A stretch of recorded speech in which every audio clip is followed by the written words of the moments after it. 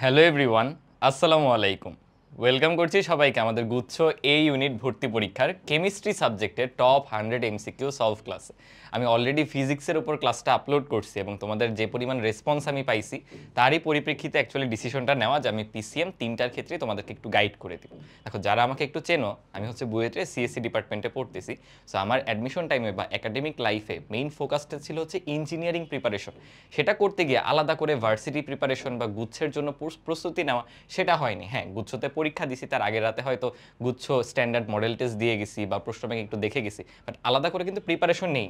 সেই প্রশ্ন ব্যাংক দেখতে গিয়ে আমার কাছে মনে হয়েছে যে কোনো ভার্সিটি এক্সাম বা গুচ্ছ ভর্তি পরীক্ষায় প্রশ্ন না প্রেডিক্ট করাটা খুব বেশি ডিফিকাল্ট না। মানে তুমি যদি একটু কোয়েশ্চেন ব্যাংকটা অ্যানালাইসিস করো, একবার গো থ্রু করো, তোমার চ্যাপ্টারটা পড়া থাকে একবার গো থ্রু করলে তুমি নিজেই প্রেডিক্ট করতে পারবা ভাইয়া এই চ্যাপ্টারে এই টপিক থেকে প্রতি বছর রিপিটেটিভ প্রশ্ন আসে। হয়তো ডাটা চেঞ্জ করে দেয়, কথা অন্য একটা দিয়ে দেয়, আগে আননোন এটা পরে আননোন এটা, বাট এগুলোই আসে। সো আমার এই সিরিজটায় টার্গেটটা সেখানে। তোমরা হয়তো ভাবতে পারো ভাইয়া 100টা করাইছে, এখান থেকে কমন পাবো। আমি হয়তো বলে দিতে পারি যে হ্যাঁ এটা সরাসরি চলে আসবে, বাট অ্যাকচুয়াল টার্গেটটা হচ্ছে সেটা অ্যানালাইসিসটা। তো আমি দেখবো একটা চ্যাপ্টার A to Z টপিকগুলো কভার করার চেষ্টা করি। হ্যাঁ, আমার একটা কনস্ট্রেইন আছে যে 100টার মধ্যে রাখা লাগবে। সো ওর মধ্যে থেকে আমি চাইলেও অনেক বেশি প্র্যাকটিস করাতে পারবো না, but each and every topic আমি টাচ দেওয়ার চেষ্টা করতেছি যাতে লাস্ট মুহূর্তে একটা রিভিশন হয় এবং এই আদলেই প্রশ্নগুলো তোমরা পাও এবং নিজেরাও বুঝো যে কীভাবে কোয়েশ্চেনগুলো অ্যানালাইসিস করতে হয় বা টার্গেট করতে হয়, তোমার স্ট্রং পয়েন্টগুলো কীভাবে তুমি একদম পরীক্ষার হলে এনশিওর করতে পারবে।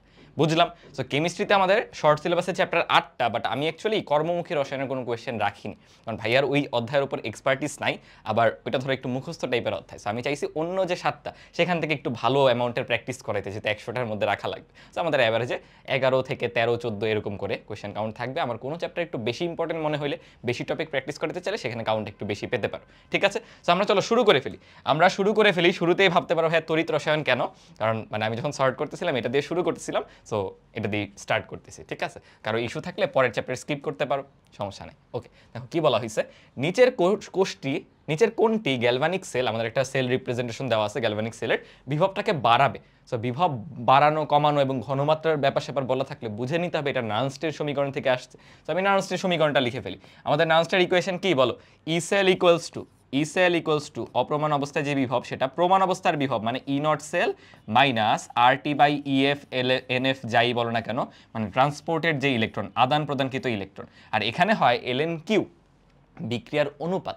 যদি প্রেশার থাকে পার্শিয়াল প্রেশার বসাবা, ঘনমাত্রা থাকলে ওই ঘনমাত্রা নিয়ে বসাবা, যেটা থাকে যখন সেটাই বসায় দিবা।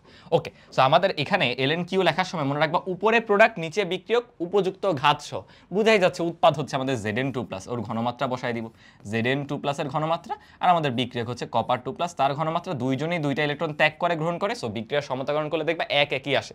অলওয়েজ সাজেশন এটা থাকবে যে নার্নস্টের সমীকরণ অ্যাপ্লাই করার সময় বিক্রিয়াটা একটু লিখে নাও, কারণ সমতাকরণের উপর ভিত্তি করে কিন্তু চলকগুলো পাওয়ারগুলো আসবে, চলক না ঘাতগুলো আসবে। বাট এই গ্যালভানিক সেলের ইকুয়েশন আমরা সবাই জানি, এখানে মানে পাওয়ার এক্সট্রা কিছু দেওয়ার দরকার হয় না। এখন খেয়াল করো, তোমাকে বলছে বিভবটা বাড়াইতে হবে। আমাকে বলো এই ভ্যালুটা কিন্তু ফিক্সড, এটা কিন্তু ধ্রুবক। তোমার জিঙ্কের আর কপারের জারণ বিভব, বিজারণ বিভব বা জারণ বিভব যাই বলো, সেম, ওটা অলওয়েজ সেম থাকবে প্রমাণ অবস্থায়। চেঞ্জ হবে হচ্ছে এই পার্টটা, কিসের উপর ভিত্তি করে? এই যে কনসেন্ট্রেশন থেকে। সো আমার বিভব বাড়াইতে হলে কম অংশ বাদ দিতে হবে, এই যে নেগেটিভ অংশটাকে কম করতে হবে। তার জন্য কে ডিপেন্ডেন্ট? ln dependent. লগের সাথে লগের ভিতরের অংশ কিন্তু সমানুপাতিক, তাহলে ভিতরেরটা কমাইলে লগও কমবে। তাহলে আমাদের টার্গেট ওই ভিতরে যে রেশিওটা সেটা কমানো। কিভাবে কমাতে পারি? আইদার তুমি এর যে লবটা সেটার ভ্যালু কমায় দাও, এটা একটা অপশন, অর যে হটটা সেটা বাড়ায় দাও। দুইটার মধ্যে যে কোনো একটা করলেই কিন্তু কাজ শেষ। আবার দুইটা একসাথে করলে হবে না, তাহলে তো নিষ্ক্রিয় হয়ে যাবে। তো দেখো দেখি, ইনক্রিজ ইন Zn2+ না, ইনক্রিজ ইন কপার 2+, হ্যাঁ অবভিয়াসলি। আগে অপশন রিড আউট করে কিন্তু লাভ নেই, তুমি যেই কোয়েশ্চেন বুঝছো অপশন একটা গো থ্রু করো যে কি দেওয়া আছে, এটা দেখলা তুমি উত্তর বের করছো একটা, অপশনে আছে অন্য জিনিস, ওইটাতে একবার চোখ বুলাবা। বাট অবশ্যই আগে এখান থেকে উত্তরটা বের করো, দেন অপশন রিড আউট করো, দেখবা ইজি হয়ে যাবে। আমি একটু সময় নিলাম এই প্রশ্নটা, অনেকের মনে হতে পারে ভাইয়া যে শুরুতেই নার্নস্টের ইকুয়েশন কেন। আমি বললাম যে এটা তোমাদের এই টাইপের কোয়েশ্চেন তোমাদের পরীক্ষা দেখবা চলে আসছে এবং আমাকে তোমরা এসে একটা থ্যাঙ্কস দিবা, কারণ এটা আমার একটা প্রেডিকশন। ধরো ভার্সিটি এক্সামে ক্যালকুলেটর নাই, সো নার্নস্টের ইকুয়েশন থেকে তোমাকে ম্যাথ দেওয়ার সম্ভাবনা খুব কম। হ্যাঁ, এটা করতে পারে, ঘনমাত্রাগুলো XY দিয়ে দিবে, এখানে XY থাকবে, ওইটা রেসপেক্টে ইকুয়েশনটা বলতে বলবে, সেটাও থাকতে পারে, আমার স্লাইডেই আছে, সামনে আমরা করবো। বাট মোস্টলি এরকম কনসেপচুয়াল প্রশ্ন আসবে, যেটা খুবই গুরুত্বপূর্ণ। সো ইম্পর্টেন্টটা দিয়ে আগে শুরু করছি, ওয়ার্ম আপ করছি। ওকে, পরেরটায় যাচ্ছি। দেখো কি বলা, জিঙ্কের সঙ্গে নিচের কোনটা ক্যাথোড হিসেবে কাজ করবে। তাহলে আমরা জানি যে এই ক্ষেত্রে জিঙ্ক অ্যানোড হিসেবে থাকবে। অ্যানোডে হয় জারণ বিক্রিয়া, ক্যাথোডে হয় কিন্তু বিজারণ বিক্রিয়া। তাহলে যার জারণ বিভব বেশি সেই করবে জারণ, তার মানে জিঙ্কের থেকে জারণ বিভব কম যেটার তারা ক্যাথোড হিসেবে থাকবে। তো আমরা একটু দেখি কি দেওয়া। দেখো এখানে কিন্তু প্রত্যেকটা জারণ বিভব দেওয়া আছে, না ওর দেওয়া বিজারণ বিভব। তাহলে জারণ বিভবটাকে বের করে নাও, আমি তো লিখতেছি, তোমরা পরীক্ষা হলো মাথায় চিন্তা করবা। ওর জারণ বিভব আসতেছে হচ্ছে -0.44। তুলনা করতে হলে অলওয়েজ আগে জারণ বিভব বের করে নাও, এটা তো জারণ বিভব দেওয়াই আছে। সো তুমি সেইটাকেই ব্যবহার করতে পারবা যার জারণ বিভব ওর চেয়ে কম। দেখো প্রথমটারটা কিন্তু বেশি, সো প্রথমটা ওর সাথে ব্যবহার করলে এইটাই হয়ে যাবে অ্যানোড, জিঙ্ক হয়ে যাবে ক্যাথোড। এটা হবে না, বাকি দুইটারই কম, সো এই দুইটাকেই তুমি ব্যবহার করতে পারবা। অর্থাৎ এখানে আনসারটা হচ্ছে 2 ও 3, এই যে সি নাম্বার অপশনটা। অনেকে এই বিভব দিয়ে করে না, তারা একদম সক্রিয়তা সিরিজ দিয়ে করে। হ্যাঁ, যারা জিঙ্কের চেয়ে কম সক্রিয় তারাই এক্ষেত্রে বিজারণ করবে বা ক্যাথোডে, তাদেরকে আমি বিবেচনা করতে পারবো। ঠিক আছে, বাট মাঝে মাঝে তোমাকে মৌলের নাম দিবে না, XYZ দিয়ে দিবে, তখন কিন্তু জারণ বিভব বিজারণ বিভব দেখে ডিসিশন করতে হবে, রাইট? সো কথাটা কি মনে রাখবো, যার জারণ বিভব বেশি সে থাকবে অ্যানোডে, যে কম সে থাকবে ক্যাথোডে। ক্লিয়ার? ঠিক আছে, ঠিক আছে, পরেরটায় যাচ্ছি। কি বলা, 1 ফ্যারাডে বিদ্যুৎ দ্বারা কোন ধাতুর আয়ন ক্যাথোডে সর্বোচ্চ পরিমাণে সঞ্চিত হবে। তোমাদের এই কনসেপ্টটা জানা আছে কিনা? ধরো ফর এক্সাম্পল আমি জিঙ্ককে বলতেছি জিঙ্ক 2+, তুমি এখান থেকে এটাকে 2টা ইলেকট্রন গ্রহণ করিয়েই কিন্তু দেন Zn আকারে ধাতু হিসেবে জমা করতে পারো। ধরো আগে অ্যাকোয়াস সলিউশনে ছিল, এখন ধাতু আকারে তুমি জমা করলে। এই জমা করতে তোমার 2টা ইলেকট্রনের সমপরিমাণ চার্জ রাখছে না, 2 মোল ইলেকট্রনের সমপরিমাণ চার্জ লাগছে। এবং এইটাকে অ্যাকচুয়ালি আমরা সরাসরি বলি 2 ফ্যারাডে, বুঝছো? তাহলে 2 ফ্যারাডে বিদ্যুৎ দিয়ে জিঙ্কের 1 মোল জমা হচ্ছে। তো এদের প্রত্যেকের ক্ষেত্রে তুমি তুল্য সংখ্যাটা জানলে তুমি বুঝে যাও যে কার ক্ষেত্রে কতটুকু দরকার হয়। দেখো সবার 1 মোল জমা করতে জিঙ্কের লাগে 2 ফ্যারাডে, অ্যালুমিনিয়ামের লাগে 3 ফ্যারাডে, পটাশিয়ামের লাগে 1 ফ্যারাডে, ক্যালসিয়ামের লাগে 2 ফ্যারাডে। তাহলে যখন বললো আমরা মাত্র 1 ফ্যারাডে বিদ্যুৎ ব্যবহার করছি, তখন কার কত মোল জমা হয়েছে আমাকে বলে ফেলো তো, কার কত মোল? জিঙ্কের ক্ষেত্রে 1/2 মোল জমা হয়েছে, কারণ কি ওর 2 ফ্যারাডে লাগে। অ্যালুমিনিয়ামের 1/3 মোল জমা হয়েছে, পটাশিয়ামের একদম 1 মোলই তৈরি হয়ে গেছে, মানে জমা হয়ে গেছে, আর ক্যালসিয়ামেরও 1/2 মোল তৈরি হয়েছে। তাহলে এখন এই প্রত্যেকটা মোলের করেসপন্ডিং ম্যাচগুলো চিন্তা করো, কারণ আমাদের বলছে কোনটায় অধিক পরিমাণে সঞ্চিত হবে ধাতু, তাহলে এখানে ভরটা দিয়ে তুলনা করতে হবে। ভরের তুলনা করো, জিঙ্ক কত 65 সামথিং, 65কে 2 দিয়ে ভাগ করো, কত 30-এর ঘরে থাকে।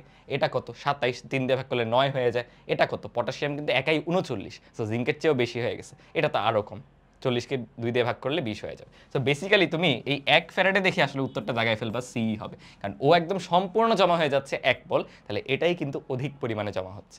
বুঝছো, আমি তো অন্যভাবে একটু চিন্তা করা শিখাইলাম। ঠিক আছে, অনেকভাবে এগুলোকে চিন্তা করতে পারা যায়, তোমরা যেটা ইজিয়ার মনে হয় সেটা করি। পরেরটায় যাচ্ছি 18 গ্রাম অ্যালুমিনিয়াম ক্যাথোডে সঞ্চিত করতে কি পরিমাণ বিদ্যুৎ লাগবে? মাত্র বললাম যে অ্যালুমিনিয়াম হলো 27 গ্রাম 1 মোলের জন্য। তো 27 গ্রাম জমা করতে তোমার 3 ফ্যারাডে লাগে, তাহলে 1 গ্রাম জমা করতে কত লাগবে বলো? 3/27 ফ্যারাডে, অর্থাৎ আমাদের লাগবে হচ্ছে 18 গ্রাম। সেটা হবে 3 × 18/27, নিচে হয় 9, ওদিকে কাটাকাটি করলে 2 ফ্যারাডে চার্জ চলে আসবে। এটা তো বোঝাই যাচ্ছে ভাই, এগুলো কি ম্যাথ করা লাগে? এগুলো তো ছোটোবেলায় নিয়ম করতাম বা বোর্ড পরীক্ষায় করতাম, এখন তো বোঝারই কথা। 27-এর জন্য লাগে 3, তাহলে 9-এর জন্য লাগবে 1, তাহলে 18, মানে 9 দুগুণে 18, সো 1-এর ডাবল 2 ফ্যারাডে। ঠিক আছে, পরেরটায় যাচ্ছি। ব্রাইন দ্রবণ কি? সোডিয়াম ক্লোরাইডের গাঢ় অ্যাকোয়াস দ্রবণ, সোডিয়াম ক্লোরাইডের যে অ্যাকোয়াস সলিউশন সেটা। এই অ্যাকোয়াস সলিউশন, এটার মধ্যে কি কি আছে বলো? সোডিয়াম প্লাস আছে, Cl মাইনাস আছে, দেন আমাদের অ্যাকোয়াস সলিউশন মানে H+ আছে, OH মাইনাস আছে। সো এখানে কিন্তু ব্যাটেল হবে যে এই চারটার মধ্যে যে কোনো দুটি আয়ন গিয়েই কিন্তু চার্জ মুক্ত হবে। সো কারা হবে সেটাই আমাদেরকে বের করতে বলছে। তোমাদের সবার জানার কথা যে সক্রিয়তা সিরিজ অনুসারে চার্জ মুক্ত হওয়ার প্রবণতা হাইড্রোজেনের অনেক প্রবল, সোডিয়াম থেকে অনেক প্রবল, এই দুইটার মধ্যে তাই হাইড্রোজেন যায়। আর এই দুইজনের মধ্যে OH এরটা প্রবল, বাট এই দুইটা খুবই কাছাকাছি, মানে সক্রিয়তাটা অনেকটা কাছাকাছি, হ্যালোজেনগুলো আর OH মাইনাস অনেক কাছাকাছি। সো হ্যালোজেন যদি ঘনমাত্রা অধিক হয় হ্যালোজেন আগে চলে যায়, ওর ক্ষেত্রে একটা ফ্যাক্টর আছে ঘনমাত্রা। সোডিয়াম ঘনমাত্রা অধিক হলেও যেতে পারে না, কারণ H+ ওর চেয়ে অনেক বেশি নিচে অবস্থিত, চার্জ মুক্ত হওয়ার প্রবণতা ওর চেয়ে অনেক বেশি। বাট ক্লোরাইডের ক্ষেত্রে অত বেশি না, মানে ক্লোরাইডের চেয়ে OH মাইনাস অত বেশি না, সক্রিয়তার সিরিজের নিচের দিকে অবস্থান অত বেশি না, হালকা একটু। সো চার্জ মুক্ত হওয়ার প্রবণতা বেশি, বাট অত বেশিও না। এই ক্ষেত্রে ওর ঘনমাত্রা অধিক থাকায় ও চলে যায়। দ্যাট মিনস তুমি যে জমা পাচ্ছ কি বলো? H+ কে পাচ্ছ, এইচ প্লাস যদি যে চার্জ মুক্ত হয় H2 আকারে পাবা, Cl মাইনাস গিয়ে চার্জ মুক্ত হলে Cl2 আকারে পাবা, এবং দ্রবণে থেকে যাবে কে বলো, সোডিয়াম প্লাস আর OH মাইনাস মানে সোডিয়াম হাইড্রোক্সাইড। তাহলে এখানে তিনটা জিনিস তৈরি হচ্ছে, H2 Cl2 আর সোডিয়াম হাইড্রোক্সাইড। তাহলে আমাদের উত্তর কি বলো, এই 1 এই 2 আর অক্সিজেন গ্যাস হচ্ছে না মানে 4 নাম্বারটা। তাহলে 1 2 ও 4 এটা খুবই গুরুত্বপূর্ণ, এই টাইপের কোয়েশ্চেন গুচ্ছতে চলে আসতে পারে। ঠিক আছে, পরেরটায় যাচ্ছি কি বলা, দেখো সেম টাইপের কোয়েশ্চেন, জাস্ট এবার বলছে পটাশিয়াম নাইট্রেট। তাহলে পটাশিয়াম নাইট্রেটের ক্ষেত্রে কি ঘটনা ঘটবে, পটাশিয়াম নাইট্রেটে কি ঘটনা ঘটবে, এখানে আয়নগুলোকে কি বলে ফেলো, পটাশিয়াম প্লাস NO3 মাইনাস আর আছে H প্লাস OH মাইনাস।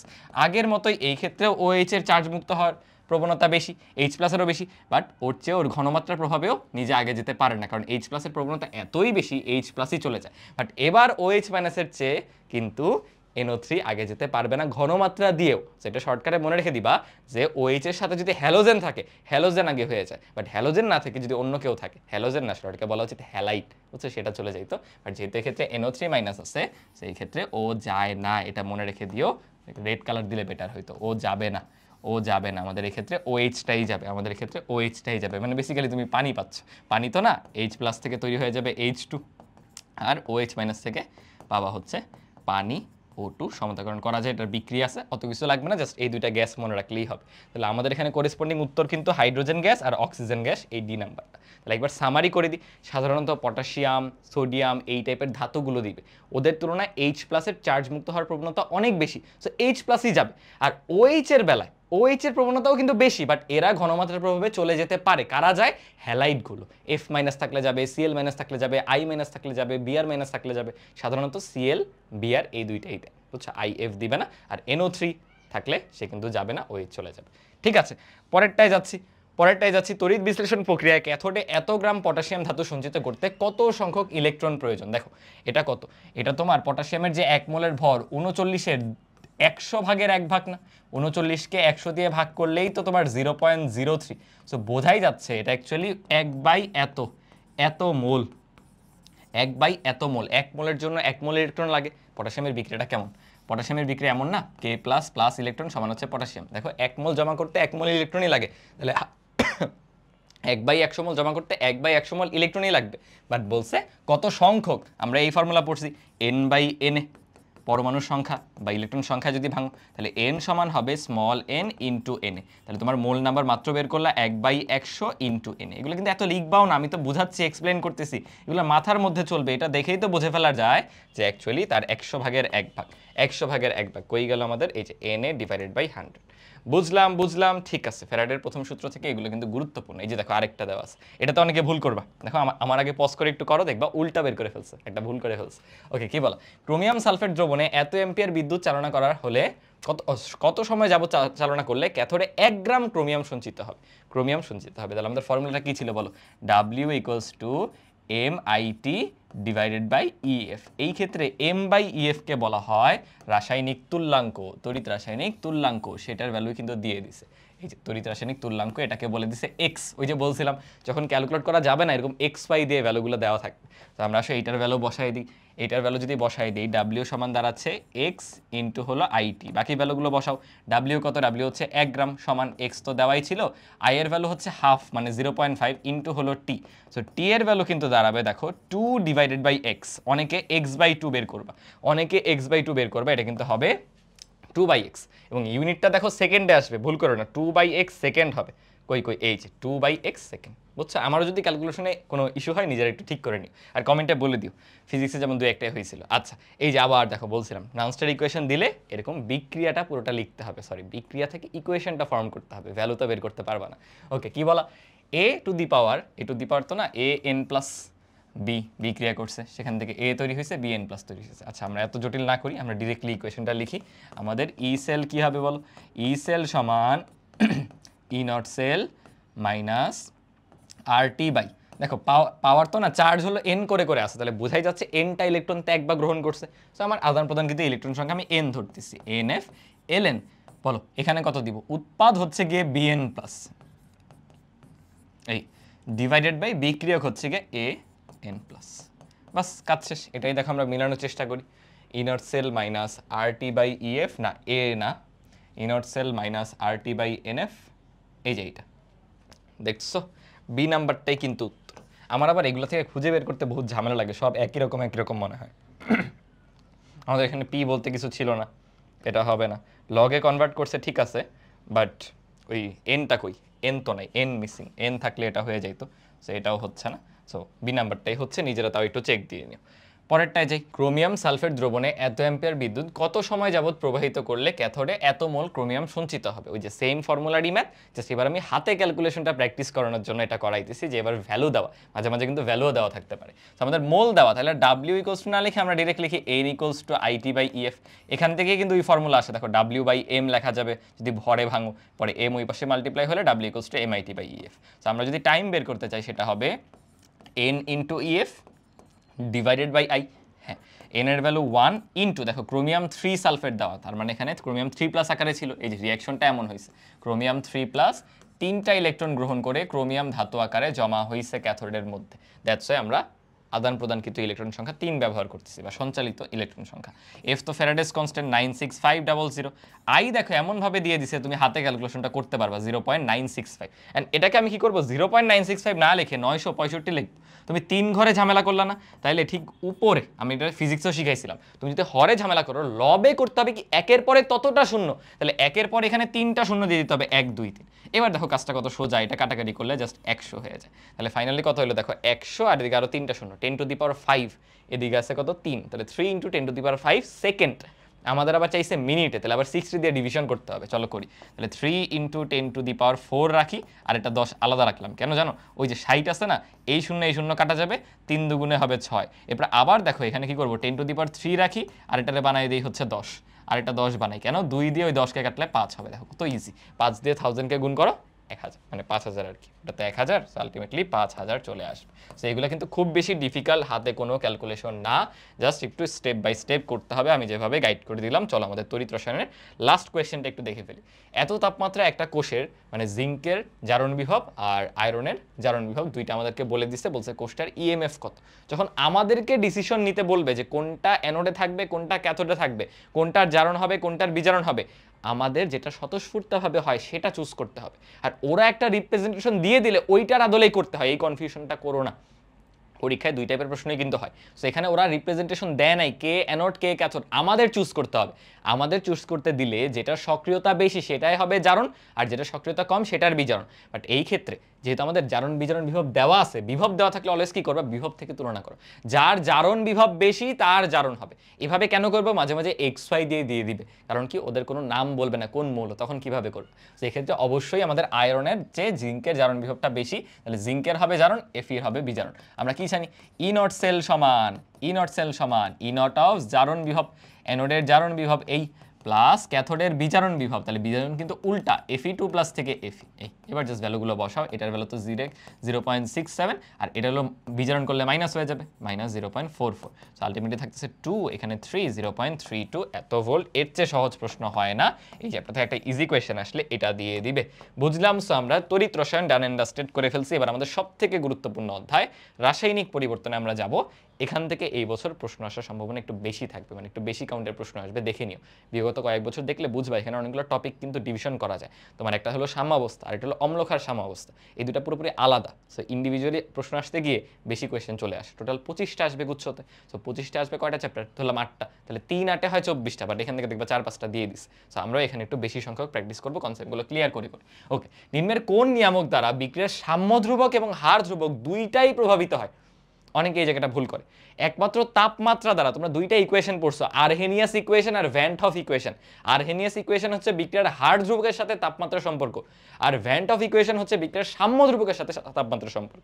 তার মানে তাপমাত্রার উপর এই দুইটা জিনিসই ভ্যারি করে। তাপমাত্রা হলো এমন নিয়ামক যে এই দুইটাকেই চেঞ্জ করতে পারে।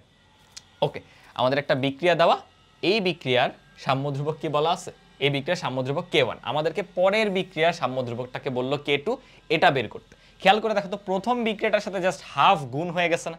এটাও শিখে নাও, তোমার যদি একটা রিঅ্যাকশনের সাম্য ধ্রুবক জানা থাকে K, ধরো একটা বিক্রিয়ার সাম্য ধ্রুবক K, পরের বিক্রিয়ায় ওইটার সাথে জাস্ট হাফ করে দেওয়া হয়েছে, তোমার এই সহগটা চলে যাবে পাওয়ারে, মানে আমাদের যে K2, দ্বিতীয় বিক্রিয়া K2, সেটার সাম্য ধ্রুবক হবে K1 এর পাওয়ারে ওই সংখ্যাটা, মানে আলটিমেটলি কিন্তু রুট হয়ে যায় 1/K1, নিচে রুট আকারে আছে, অর্থাৎ K2 = 1/, √k1। বলো বুঝলা কিনা?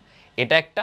আবার মাঝে মাঝে দেখবা এটা তো হাফ গুণ করছে, মাঝে মাঝে দেখবা হাফ না করে 3 4 করবে, তখন জাস্ট পাওয়ারে 3 চলে যাবে। বুঝছো? আর দুইটা বিক্রিয়া অ্যাড করে যদি থার্ড বিক্রিয়া পাওয়া যায়, সো থার্ড বিক্রিয়ার সাম্যদ্রব্যক হবে উপরের দুইটার গুণফল। আবার একটা বিক্রিয়া ধর দেওয়া আছে এরকম, আরেকটা দিছে অ্যামোনিয়া বিভাজিত হয়ে এটা হচ্ছে, সেটারটা হবে সাম্যদ্রব্যক জাস্ট উল্টা, এটার k1 ওটা হবে 1/k1। এই তিনটা প্রপার্টি মনে রেখো, এখান থেকে দিয়ে দিতে পারে। পরেরটা দেখি, 1 লিটার আয়তনের পাত্রে 4 মোল HI গ্যাসকে উত্তপ্ত করে বিয়োজিত করায় সাম্যাবস্থায় H2 গ্যাসের ঘনমাত্রা দ্বারা 1 মোল। এখান থেকে আমাদের সাম্যদ্রব্যক বের করতে হবে। কেপি নাকি কেসি বলে নেই, দেখি আমরা অগ্রসর হই কোনটা হয়। তো আমাদের HI কে কি করতে হবে বলো? বিয়োজিত করতে হবে। HI কে বিয়োজিত করতে হবে, এই অভ্যাসটা হয়ে গেছে বুঝছো, এটা করতে বাট কখনো এটা করবে না। ইনিশিয়াল আগে দেখো কি তৈরি হয় হচ্ছে হাইড্রোজেন গ্যাস আর আয়োডিন গ্যাস। এখন সমতা কর, এখানে 2 দিতে হবে, এখানে 2 দিতে হবে। সো তুমি ইনিশিয়ালি কতটুকু নিছিলা? 4 মোল নিছিলা। সো টাইম ইকুয়ালস টু 0, বা বিক্রিয়ার শুরুতে আমরা 4 মোল নিয়ে শুরু করছিলাম, এই যে 4 মোল, এরা নাই। সাম্যাবস্থায় গিয়ে দেখো ডিভিশনটা কিভাবে হয়, বিভাজনটা কিভাবে হয়।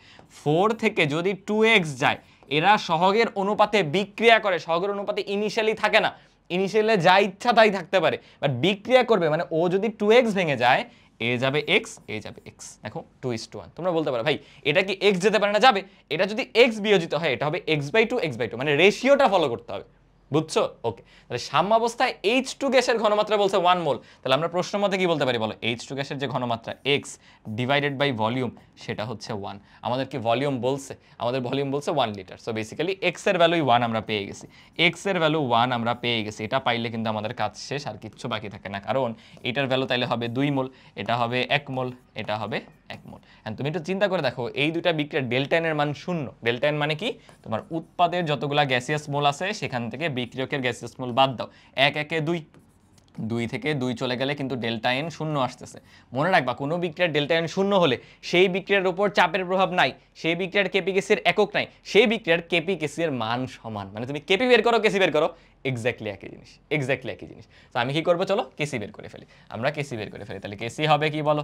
উপরে হবে H2 এর ঘনমাত্রা, সেটা তো হবে 1/1 মানে 1 ইন্টু H2 এর ঘনমাত্রা 1/1 মানে 1 ডিভাইডেড বাই এটার ঘনমাত্রা কত? 2। বাট ভুল হবে, এই 2 এর উপর স্কয়ার যদি না দাও। কেন? 2/1 হলো ঘনমাত্রা, n/v। ঘনমাত্রা c বা তোমরা যেটা s বলো সেটা কি n/v না? সেটাই তো করতেছি। বাট সহগে আছে 2, এটা পাওয়ারে চলে যাবে। সো 1/4 মানে 0.25। যারা এটা জানো না কিভাবে করতে হয়, দেখো 1/4 লিখে আমি করব কি, উপরে একটা 100 দিব, নিচে একটা 100 দিব। তুমি জানো 4 25 100, এই 25, নিচে 100 আছে মানে 2 ঘর সরাও, 2.5, এরপর আসবে 0.25। মানে যে কোনো ক্যালকুলেশন করতে পারবে এই বেসিক জিনিসগুলো জানতেই। 100 10 এগুলাই ভাঙো, সব কাজ শেষ। জাস্ট ওই একের পরে শূন্য দিয়ে সব মিলাবো, সব ক্যালকুলেশন করবো। ওকে, নিচের উক্তিগুলো লক্ষ্য করো। তাপমাত্রা বৃদ্ধি পেলে পানির pKw এর মান বৃদ্ধি ঘটে। আগে একটু বলে দিই যে আমাদের 25 ডিগ্রি সেলসিয়াস তাপমাত্রায় পানির যে আয়নিক গুণফল, Kw মানে কি? আয়নিক গুণফল, অর্থাৎ H+ আর OH- এই দুইটা আয়নের গুণফল, ঘনমাত্রার গুণফল, তোমরা KIP পড়ছো না, আয়নিক গুণফল ওই টাইপের আর কি। সো H+ থাকে 10⁻⁷ মোলার, OH- একই পরিমাণ থাকে। সো দুইটা গুণ করলে কত? 10⁻⁴, রাইট? এটা 25 ডিগ্রি সেলসিয়াস তাপমাত্রা। যত তাপমাত্রা বাড়বে, পানির এই বিয়োজন বিক্রিয়াটা হচ্ছে তাপহারী। মানে তাপমাত্রা বৃদ্ধি পেলে এটার বিয়োজন আরও বাড়বে, মানে H+ OH- এর ঘনমাত্রা বাড়বে। ঘনমাত্রা বাড়লে কিন্তু পানির আয়নিক গুণফলও বেড়ে যাবে। বাট pKw কিন্তু একটা উল্টা রাশি, এর সামনে একটা মাইনাস আছে। দেখো pKw মানে কি? pKw হচ্ছে minus log of Kw। Log of Kw তে ঝামেলা নাই। দেখো মানুষ ভুল করে এই জায়গাটা মনে করে উল্টা না। আমরা একটু আগে করলাম যে ভিতরে রেশিও বড় মানে এলএনও বড় হয়েছে, লগের সাথে কোনো প্রবলেম নেই। লগের মান বড় হবে যদি ভিতরে চলকটাও বড় হয়। সমস্যা হচ্ছে যে সামনে মাইনাসটা ভ্যালুটাকে ছোট করে দেয়। অর্থাৎ তাপমাত্রা বাড়লে Kw বাড়লেও pKw হ্রাস পাবে। এখানে কি বলা আছে? বৃদ্ধি ঘটে। এটা তো হবেই না। আচ্ছা, পরেরটা আসি। 25 ডিগ্রি সেলসিয়াস তাপমাত্রায় বিশুদ্ধ পানির pOH হ্রাস পায়। কি বুঝলা? তোমার যত তাপমাত্রা বাড়বে তত কিন্তু OH- বাড়ছে। আবার দেখো pOH কি? pOH হচ্ছে মাইনাস লগ অফ H- এর ঘনমাত্রা। তাহলে OH- যদি বাড়ে ভাইয়া, অবশ্যই আমাদের pOH মানে নেগেটিভ লগ কিন্তু কমে যাবে। অর্থাৎ যে কথাটা বলছে pOH হ্রাস পায়, এটাও সত্য। অনেকে ভাবে ভাইয়া ক্ষার না বাড়লে, ক্ষার বেড়ে গেলে না pH বৃদ্ধি পায়, স্কেলে ভ্যালুটা বেড়ে যায়। ভাই এখানে pOH স্কেল বলছে, বুঝছো? pH বাড়লে তো OH কমবেই। ভালো মতো ফোকাস করতে হবে। ওকে, 25 ডিগ্রি সেলসিয়াস তাপমাত্রা বা প্রশম দ্রবণে এই দুইটার ভ্যালুই সেম থাকে, 10⁻⁷। অর্থাৎ লাস্টের দুইটা সঠিক। আমাদের 2 ও 3 হচ্ছে কারেক্ট আনসার। আশা করি কারো কোনো কনফিউশন থাকার কথা না। পরেরটাই যাচ্ছি। 1 মোলার ঘনমাত্রা দ্রবণে একটি মৃদু ক্ষারের বিয়োজন ধ্রুবক দেওয়া আছে। উক্ত দ্রবণে এর বিয়োজন মাত্রা কত? জাস্ট এই ফর্মুলাটা ব্যবহার করতে হবে যে বিয়োজন ধ্রুবক K = alpha square into C. Alpha হলো বিয়োজন মাত্রা, কে এ হচ্ছে অ্যাসিডের বিয়োজন ধ্রুবক। যদি ক্ষার দিত আমরা, আচ্ছা ক্ষার বলছে, ঠিক আছে একই জিনিস বুঝছো, জাস্ট বিয়োজন ধ্রুবকটার নাম চেঞ্জ, এ দিয়ে অ্যাসিড, বি দিয়ে হচ্ছে বেস। সো কে বি সমান হবে আলফা স্কোয়ার ইন্টু সি। তো আমাদের বিয়োজন ধ্রুবক দিয়ে দিছে কত, 10⁻⁻10 সমান আলফা স্কোয়ারই বের করতে হবে, মানে আলফা বের করতে হবে, এটা হচ্ছে 1। সো আলটিমেটলি কি আসবে দেখো, আলফা স্কোয়ার সমান 10⁻10, তাহলে আলফা চলে আসবে 10⁻5। বাট পরীক্ষায় এটাই ভুল করে দিয়ে, আরে এই অপশনের ট্র্যাপটা নাই, যদি অপশনে একটা 10⁻5 থাকতো, এত ধরা খাইতা, এত ধরা খাইতা, ওটা করা যাবে না। কিন্তু পার্সেন্টে কনভার্ট করো। পার্সেন্টে কিভাবে কনভার্ট করে, ওই মানটাকে একটা 100% দিয়ে গুণ করতে হয়, একটা 100% দিয়ে গুণ করতে হয়, মানে চলে আসবে 10⁻3%। অনেকে ভাবে ভাই এই দুটো কি সমান, হ্যাঁ, কারণ পার্সেন্ট মানে 1/100। ওই যে দেখো এটা কেন 10⁻3 হলো, কারণ এটার নিচে অলরেডি 1/100 করা আছে, মানে 10⁻2 দ্বারা আরো ভাগ, মানে আলটিমেটলি 10⁻5 হয়েই যাবে। বুঝছো, সেখানে এ নাম্বারটা কারেক্ট আনসার। এই সিলি মিস্টেক করো না, এগুলো ক্লাস 6-7 এর পড়া পার্সেন্ট। ওকে, FeCl3 এর জলীয় দ্রবণের পিএইচ কত দেখো, যে কোনো লবণ দিয়ে পিএইচ বের করতে দিলে, ওর উৎস বা সোর্সটাকে খুঁজে বের করো, বা আমি বলি ইনফরমালি বাপ মাকে খুঁজে বের করো। এটা কোত্থেকে আসছে জানো, Fe আসছে ধরো FeOH3 ক্ষার থেকে। লবণ কোত্থেকে তৈরি হয়, অ্যাসিড ক্ষারের বিক্রিয়া থেকে, FeOH3 এই ক্ষারটা থেকে। আর Cl- অবভিয়াসলি আসছে HCl থেকে। দেখো এটা হচ্ছে দুর্বল, এটা সবল। সো ওই লবণটার মধ্যে সবলের প্রাধান্য পাওয়া যাবে, মানে ও কিছুটা অম্লীয় হবে। অম্লীয় মানে কি, পিএইচ একদম কমে 0 to 1 এরকম হয়ে যাবে না, তার সাথে চেয়ে একটু কম 6.99 6.88 এই টাইপের কিছু থাকবে। অর্থাৎ যেহেতু অম্লীয় লবণ, দ্যাট মিনস পিএইচটা কিন্তু 7-এর চেয়ে কম হবে, 7-এর বড় না। এই যে ওর যে পিএইচ সেটা <7। বুঝলাম, তাহলে তোমাদের জন্য হোমওয়ার্ক থাকবে এইটা বের করো, NH4Cl বের করো, এরপর সোডিয়াম কার্বনেট বের করো। সোডিয়াম কার্বনেটটা আমি দেখাই দিই, কারণ এটা পরিমাণগত রসায়নে লাগে। দেখো এটা আসছে কোত্থেকে, সোডিয়াম হাইড্রোক্সাইড থেকে। এটা কোত্থেকে বলো, কার্বনিক অ্যাসিড থেকে। সো অবশ্যই এটা হলো দুর্বল, এটা হলো সবল। তাই দেখবা সোডিয়াম কার্বনেট অলমোস্ট আমরা ক্ষার হিসেবে ব্যবহার করে ফেলি। ওরা একটু ক্ষারীয় মানে কি, ওকে অম্লের সাথে বিক্রিয়া দিলেও আবার ক্ষার হিসেবে কাজ করবে, একে যদি ক্ষারের সাথে বিক্রিয়া দেও অম্ল হিসেবে কাজ করবে। বুঝছো, ঠিক আছে, গুরুত্বপূর্ণ কিন্তু এই জন্য বলছি এই চ্যাপ্টারটা একটু বেশি করে পড়াইতে হবে, এখানে অনেক বেসিক কথাবার্তা আছে। আচ্ছা, এবং পরিমাণগত রসায়নের অনেক কিছু আবার এখানেও পাবা। সো দুইটা চ্যাপ্টার একসাথেই মিক্স আপ হয়ে হচ্ছে আর কি, অ্যাডমিশন তারা আলাদা করে আসবে না যে এটা রাসায়নিক পরিবর্তনের অংশ থেকে আসছে, এটা পরিমাণগত থেকে আসছে, একবারেই দিবে। ওকে, কি বলা হয়েছে, কোনো একটি জলীয় দ্রবণের পিএইচ ভ্যালু দেওয়া, দ্রবণটিতে পানি যোগ করে 100 গুণ লঘু করা হয়েছে। দেখো পানি যোগ করলে কিন্তু দ্রবণটা লঘু হবে, ঘনমাত্রা কমবে, কারণ আয়তন বাড়ছে, রাইট? তখন পিএইচ কত হবে দেখো, 100 গুণ করা মানে একটু চিন্তা করে দেখো, ঘনমাত্রার সাথে কিন্তু আয়তন ব্যস্তানুপাতিক সম্পর্ক। যদি আয়তন 100 গুণ বৃদ্ধি পায়, ঘনমাত্রা 100 গুণ কমে যাবে। মানে আগে যেটা ছিল PH2, বলো PH2 মানে এই অবস্থায় H+ এর ঘনমাত্রা কত, এইটুক ম্যাচুরিটি থাকতে হবে এটা বের করার, যে এই ক্ষেত্রে ঘনমাত্রা হচ্ছে 10⁻²। সো আমরা 100 গুণ যদি এটাকে করে ফেলি, লঘু করে ফেলি, তাহলে কিন্তু 10⁻4 হয়ে যাবে, কারণ 100 ভাগের 1 ভাগ হয়ে গেছে, আরো 100 দিয়ে ভাগ করো 10⁻4। এটার পিএইচ ভ্যালু কত, জাস্ট 4, আর কিচ্ছু নেই। এগুলো মুখে মুখে হিসাব হবে, বুঝছো, এগুলো মনে মনে চিন্তা করবা, কখনো এত লিখতে যাবে না। আমি তো বুঝাচ্ছি, আমি তো এক্সপ্লেইন করতেছি, পরেরটায় যাচ্ছি। কোনটি অনুবন্ধী অম্লক্ষার যুগল? অনুবন্ধী অম্লক্ষার যুগল বের করতে হলে মনে রাখবা, এটা আসছে কিন্তু ব্রনস্টেড-লাউরি মতবাদ থেকে, এটাও পরীক্ষায় আসে। অম্লক্ষার তত্ত্বটা কোন মতবাদ থেকে আসছে, কোন অ্যাসিড বেস মতবাদ থেকে আসছে? আরহেনিয়াস না, লুইস না, আসছে ব্রনস্টেড-লাউরি মতবাদ থেকে। এবং এখানে শুধু আছে H+ ত্যাগ, H+ গ্রহণ। সো চেক করবো কিভাবে, H+ ত্যাগ করাও বা যোগ করো বা গ্রহণ করাও, অন্যটা আসে কিনা। আমি ধরো HCl এর সাথে H+ যোগ করবো বা ত্যাগ করাবো, জীবনেও এটা আসবে না, তাহলে অনুবন্ধী না। এটার সাথে H+ যোগ করাও, হাসে না, কিন্তু বিয়োগ করো, হ্যাঁ বিয়োগ করালে এটা চলে আসছে, তার মানে H+ ছেড়ে এটা হয়, এটাই অনুবন্ধী অ্যাসিড খায়। বাকিগুলো করে দেখো, কখনো হবে না। তুমি কি মনে করতেছো ভাইয়া এখানে H+ আছে মানে অনুবন্ধী হয়ে গেছে? H+ গ্রহণ করাও, এটা সমান হয়নি, এটাতে H+ গ্রহণ করাও, এটা সমান হয়নি, ত্যাগ করলে তো হবেই না, নাই H+ না থাকলে কি ত্যাগ করবে? বুঝছো, ঠিক আছে, পরেরটাই যাচ্ছি, আগেরটাকেই করছি। হ্যাঁ, অ্যাসিডগুলোর তীব্রতার সঠিক ক্রম, এগুলোকে বলা হয় অক্সি অ্যাসিড। দেখো প্রত্যেকটাতে অক্সিজেন থাকে এবং এই অধাতুগুলোর জারণ মান দেখবে অনেক হিউজ পরিমাণে থাকে, সো এগুলো হচ্ছে অক্সি অ্যাসিড। আর হাইড্রাসিড হচ্ছে এই যে এগুলো আমাদের হ্যালোজেনগুলোকে নিয়ে যে অ্যাসিডগুলো তৈরি হয়, HF, HCl, HBr, HI, এটাও আসতে পারে। সো আমি হাইড্রাসিডটা বলে দিই, এখানে অ্যানায়নের আকার যত বড় হয় সবলতা তত বৃদ্ধি পায়। সো সবলতাটা কাইন্ড অফ এরকম, দেখো আমরা HCl-কেই সবল হিসেবে জানি, সে কিন্তু হাইড্রাসিডগুলোর মধ্যে কাইন্ড অফ অনেকটাই দুর্বল, সেই সবল, তাহলে বাকিগুলো চিন্তা করো কত বেশি সবল হবে, বুঝছো? বাট HF কিন্তু দুর্বল অ্যাসিড, এটা কিন্তু দুর্বল অ্যাসিড, বুঝছো? আচ্ছা যাই হোক, আমরা এখন অক্সি অ্যাসিডে আছি। অক্সি অ্যাসিডে দেখতে হয় কেন্দ্রীয় পরমাণুর জারণ মান, যদি জারণ মান সেম হয়ে যায়, জারণ মান বড় হলে সে বেশি সবল অ্যাসিড হিসেবে, জারণ মান সেম হয়ে গেলে যার আকার ছোট সে বেশি সবল। বুঝলাম, আসো প্র্যাকটিস করি। বলো এখানে কথা হবে, করে দেখবা +6 আসবে। আমি অ্যাকচুয়ালি যেটা রাইট সেটাতে যাই, বুঝছো না? এখানে দেখো 1 2 3 4 4 4 16টা জারণ মান বের করবো বসে বসে, 16 মিনিট সময় লেগে যাবে।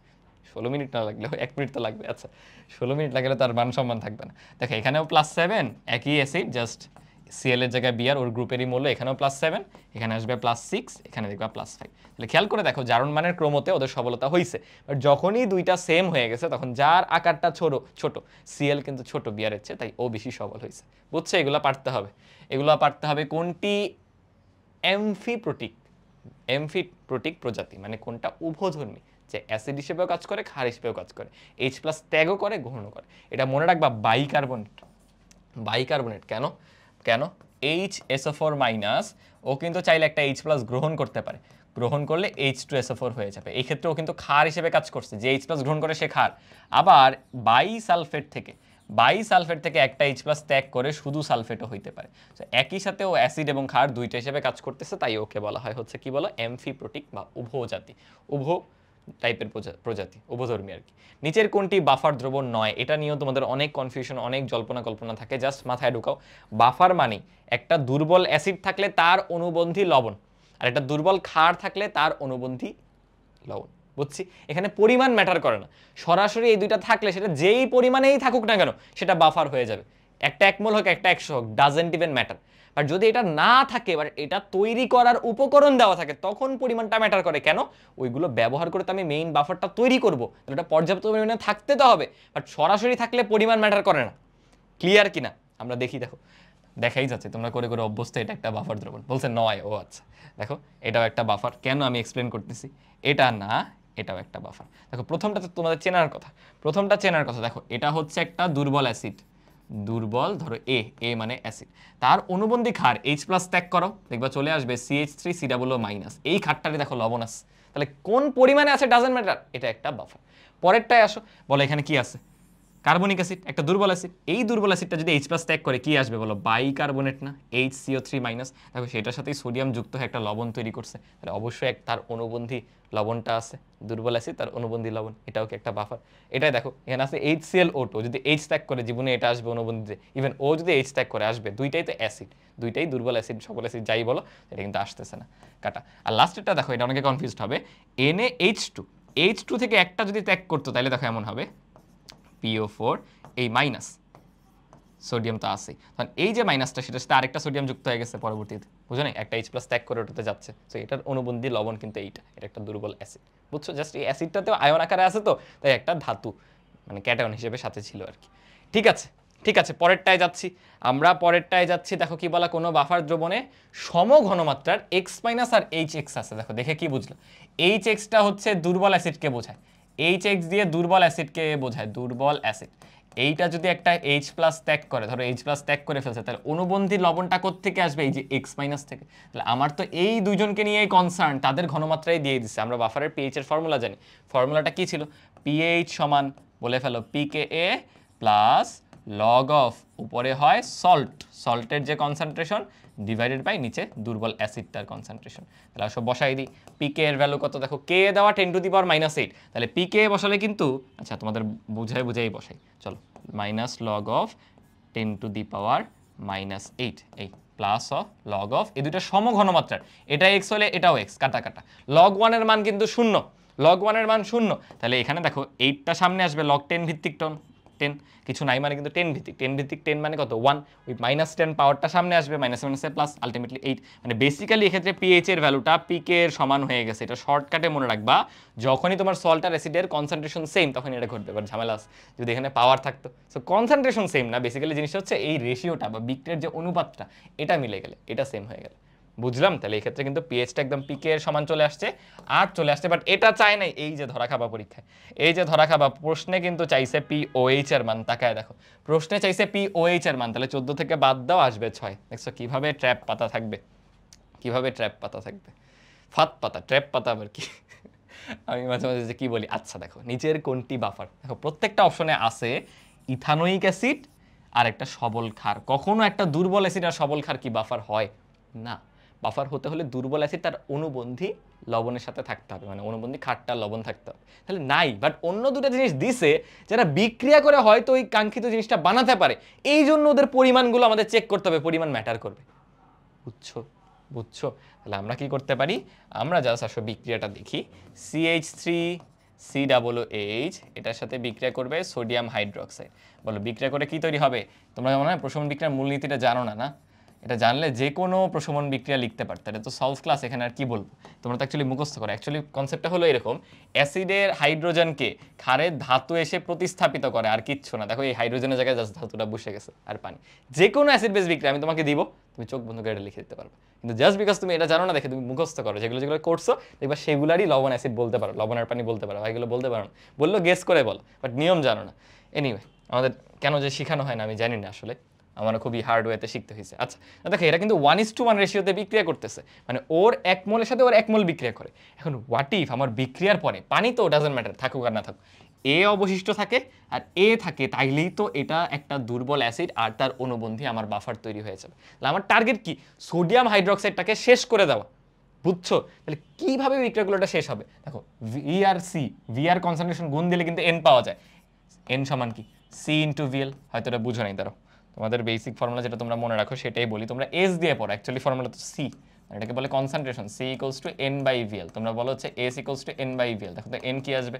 এন আসবে কিন্তু এস ইন্টু ভিএল, দুটার মাল্টিপ্লিকেশন। তো আমার দেখতে হবে কোন ক্ষেত্রে মাল্টিপ্লিকেশনটায় ও বড় ও ছোট, মানে একে শেষ হয়ে যেতে হবে। বুঝছো? তো দেখো কোনটায় বড় আসতেছে, এটাই ও 30 আর 0.1 15 আর 0.1 এই নাম্বারই কিন্তু হয়ে গেছে, এই নাম্বারই কিন্তু হয়ে গেছে। এটা অবশিষ্ট থেকে যাবে, ওইটা তো শেষ, ওইটা লিমিটিং বিক্রিয়ক, মানে ওইটাকে লিমিটিং বিক্রিয়ক হইতে হচ্ছে, দেখছো? ওইটা শেষ, আমার লবণও তৈরি হয়ে গেছে, তাহলে আমার কিন্তু বাফার ফর্ম হয়ে গেল, বাফার ফর্ম হয়ে গেল। পরেরটায় যাচ্ছি, নিচের কোন বিক্রিয়ার কেপি ও কেসি সমান? এইটা আমি একবারে বলছিলাম, এই একটা প্রশ্নের মধ্যে 3টা প্রশ্ন আছে। কোন বিক্রিয়ার কেপি ও কেসি এর একক নাই, কেপি ও কেসি এর মান সমান এবং চাপের প্রভাব নাই।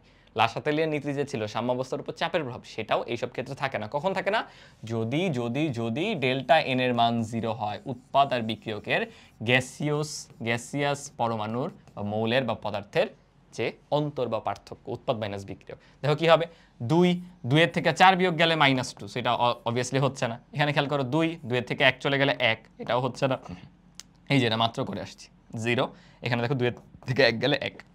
সো আলটিমেটলি কিন্তু সি নাম্বারটাই আমাদের কাঙ্ক্ষিত আনসার হচ্ছে। বুঝছো? এই একই প্রশ্ন 3 ভাবে আসতে পারে, এটা একটা প্রশ্ন না, অ্যাকচুয়ালি 3টা প্রশ্ন, 3টা রূপে আসতে পারে। ওকে, পরেরটায় যাই। যদি এই বিক্রিয়ার শুরুতে 25 মোল অ্যামোনিয়াম হাইড্রোক্সাইড থাকে এবং বিক্রিয়ার শেষে এত মোল আয়নিত হয়, জিনিসটা বুঝো। দেখো ইনিশিয়ালি কি ছিল আর পরবর্তীতে কি ঘটছে, এটার বিক্রিয়াটা হলো এরকম। আমি কিন্তু বোঝাচ্ছি, পরীক্ষায় এত কিছু চিন্তা করাও যাবে না, পরীক্ষায় ডিরেক্ট মারতে হবে। আমার এইটা ছিল কত? 25 মোল, ইনিশিয়ালি ছিল হচ্ছে 25 মোল, এটা নাই এটা নাই। 25 মোল থেকে আমি একটু আগে শিখাইছি 1:1 রেশিওতে বিক্রিয়া করবে, এক্স চলে যাবে, এক্স তৈরি হবে, এক্স তৈরি হবে, জিনিসটা বুঝো। বাট এখানে এগুলো ম্যাটার করবে না, এমনিও দুর্বল অ্যাসিড, সম্পূর্ণ তো বিয়োজিত হবেই না, আলফা সি আনতে হবে, অনেক ঝামেলা, ওইটা চাইও নেই। বলছে 5 মোল আয়নিত হয়, মানে এক্স এর ভ্যালুটা 5 দেওয়া। আমাদের বলছে আলফা বের করো, আলফা হচ্ছে তোমার কত শতাংশ ভেঙে গেছে, বিয়োজন মাত্রা, মানে কতটুকু ভাঙছে ডিভাইডেড বাই আদি পরিমাণ সি, বা আদিতে ধরো আমরা এন দিয়ে লিখতেছি তো মোল সংখ্যা লিখতেছি, আদিতে কতটুকু ছিল, ভাঙছে হলো 5 মোল, আয়নিত হয়েছে 5 মোল, ইনিশিয়ালি ছিল কিন্তু 25, ইনিশিয়ালি ছিল 25, তাহলে 1/5, এটাকে তো পার্সেন্টে লিখতেই পারবা, ইন্টু 100% করে দাও, দেখবা 20% বা 20% চলে আসছে। পার্সেন্টেজটা কত বলো? 20%, অর্থাৎ সি নাম্বারটা। আলফা বের করার ছোট্ট ম্যাথ এভাবে দিয়ে দিবে, এভাবে দিয়ে দিবে। বিক্রিয়াগুলোর কোনটিতে সাম্য ধ্রুবক একটি মাত্র পদার্থের ঘনমাত্রার উপর নির্ভর করে, মানে তুমি কেপিকেসের ইকুয়েশন লিখলে শুধু এখানে একটা পদার্থ থাকবে, বাকিগুলো থাকবে না। খেয়াল করো এখানে দেখো গ্যাস গ্যাস, তাহলে এই দুইজন কিন্তু থাকবে। মনে করো সলিড থাকলে তাদের সক্রিয় ভর 1 হয়ে যায়, ওরা বিক্রিয়াতে দেখবা নাই, কেন নাই? ওই যে গুণ আকারে 1 আছে, গায়েব হয়ে যায়, বুঝছো না? এটাও দেখো একটা আছে, দুইটা আছে, তিনজন আছে, এখানে দেখো একজন আছে, দুইজন আছে। বাট এখানে খেয়াল করো এটাও সলিড, এটাও সলিড, তো একমাত্র কার্বন ডাই অক্সাইড। তুমি যদি কেপি এর ইকুয়েশন লেখো এই বিক্রিয়ার, কেপি কি হবে? শুধুমাত্র প্রেসার অফ CO2, দেখো একটার উপর ডিপেন্ড করলো, একটা পদার্থের উপর ডিপেন্ড করলে, এটারই কথা বলা হয়েছে, এটার কাঙ্ক্ষিত আনসার হচ্ছে সি, কাঙ্ক্ষিত আনসার সি। পরেরটায় যাচ্ছি, এই বিক্রিয়ার ডেলএইচ দেওয়া আছে, বিক্রিয়ার NH3 এর উৎপাদন কমানোর জন্য কি করতে হবে? তাহলে আমি সবগুলা কেস বলি, ঘনমাত্রা বলি। যদি NH3 কমাইতে হয় অবভিয়াসলি কি করবা? এই পাশে NH3 তুমি নিজে থেকে এক্সট্রা যোগ করে দিবা, তাহলে ও সাম্যাবস্থা মেইনটেইন করতে বিক্রিয়া আরো ওই দিকে চলে যাবে, মানে এটার উৎপাদন কমে যাবে। বা তোমার কাঁচামাল কমায় দিবা, বিক্রিয়া কমায় দিবা, তাহলে বিক্রিয়া আর সামনের দিকে যাবে না।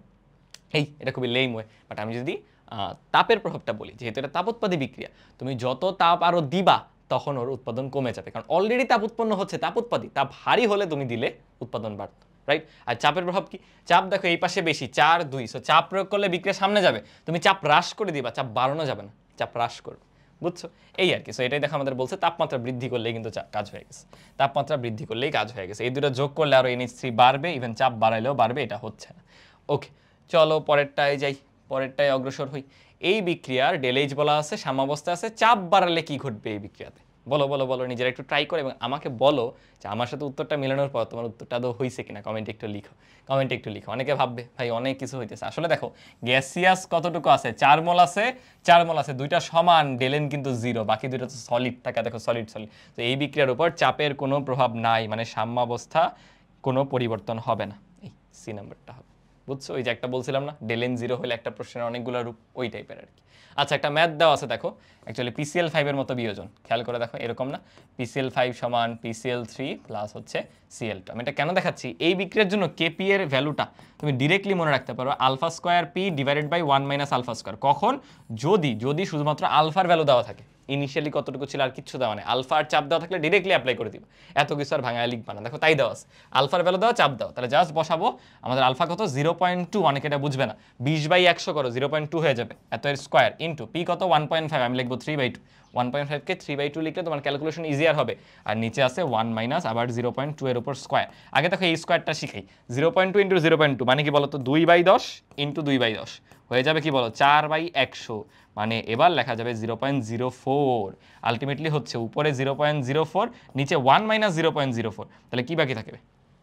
একের থেকে যদি 0.04 চলে যায় আর এখানে 3/2 আছে, এটা তো আমিই পারতেছি না, 1.00, তাহলে 0.96 হবে নিচে, বুঝছো? তাহলে 0.04 ডিভাইডেড বাই 0.96 ইন্টু হলো 3/2।